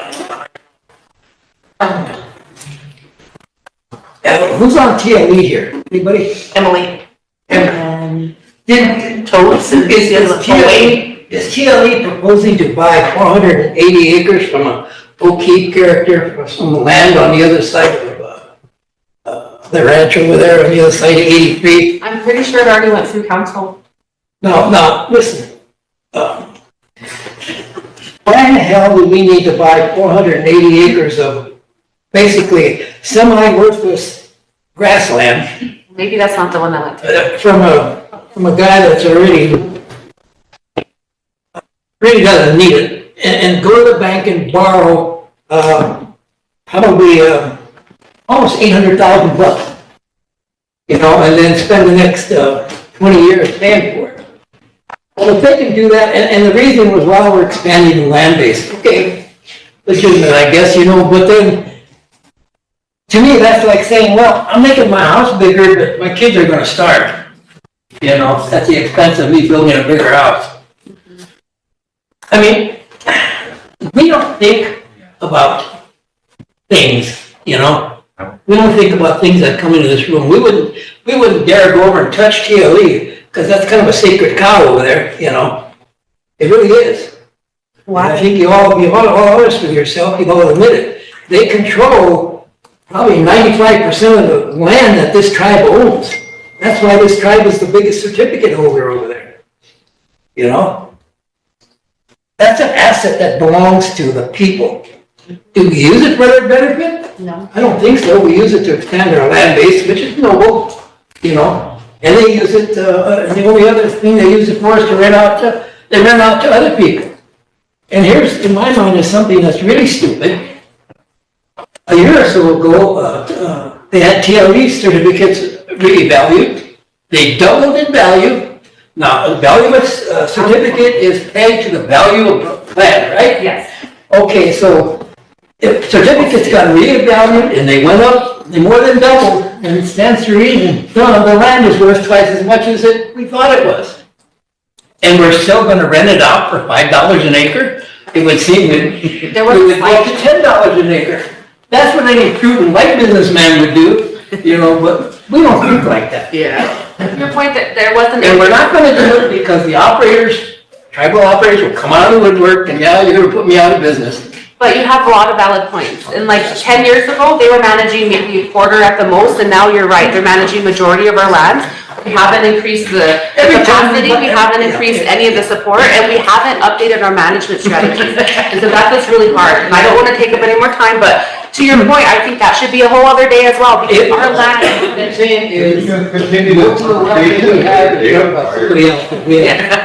Motion adjourned. Point of order. Motion adjourned. I get that off my chest. Do you have anything else, council, that you want to address today? Yeah. There's someone back there. Who is that back there? Wrong one. I spent 3 years in prison, out there in the city, and I just got out and spent 11 months now, I've been looking for housing for researching. Put my application online and I never got no information from the housing. And right now, I'm living in a tent. Then I've been all over the place. I've been in Minneapolis and Omaha. People, places of kind of place live. Can't find a place to live in my community. They're waiting for the housing. I don't own the housing, no money at all. I'm zeroed out. No, I need some help. Something in before the snow comes in. I'm having a difficult time. I'm on the other side. My kids always use my money out. Trying to find a better place for myself, you know, so. I can feel all that. Just be going, whatever. We just need help and try. All I gotta say. You know, I appreciate it. Lisa, is that something, I was just gonna wonder if that's something that you or, President's office can follow up on, because as a board member, I can't officially do anything in this particular situation, but if you present that, then we can, follow up on it. And I just also wanna state it's about 10 to 14 years, not kidding, an average waiting time from when you first turn in your application till you get housed. So you're looking at least a decade. Under my report, I don't know if you recall, but I did get a number of actual homeless that are living up there at the fairgrounds, and the discussion didn't go anywhere. There was no resolution by this body. So if you guys have any ideas, let me know. I don't have the financial resources through my office. Did we set a date for a special meeting on housing? No. Oh, no, not yet. We're going to. But this is for the homeless, especially the ones that are still in tents up on top of the fairgrounds. Can you send me your report by email? Or can we do that for almost every community too? Because I think there's some people. I did it. I did it for the fairgrounds and for Rosebud, our mission. But yeah, when I brought it up under my report, it kind of didn't go anywhere, and there were no resolutions. So it's going to get cold. So just keep in mind that they are living in tents or are in shaded shelters up there. So. The status of what resolution? Yeah, it's Boys and Girls Club. Oh, does it go to the Boys and Girls Club? Okay. Anything else? Motion to adjourn. Motion to adjourn. Second, Gary. Oh, seconded by Robert. Question by Charles. All in favor? One more thing. And another thing, thank you. Or.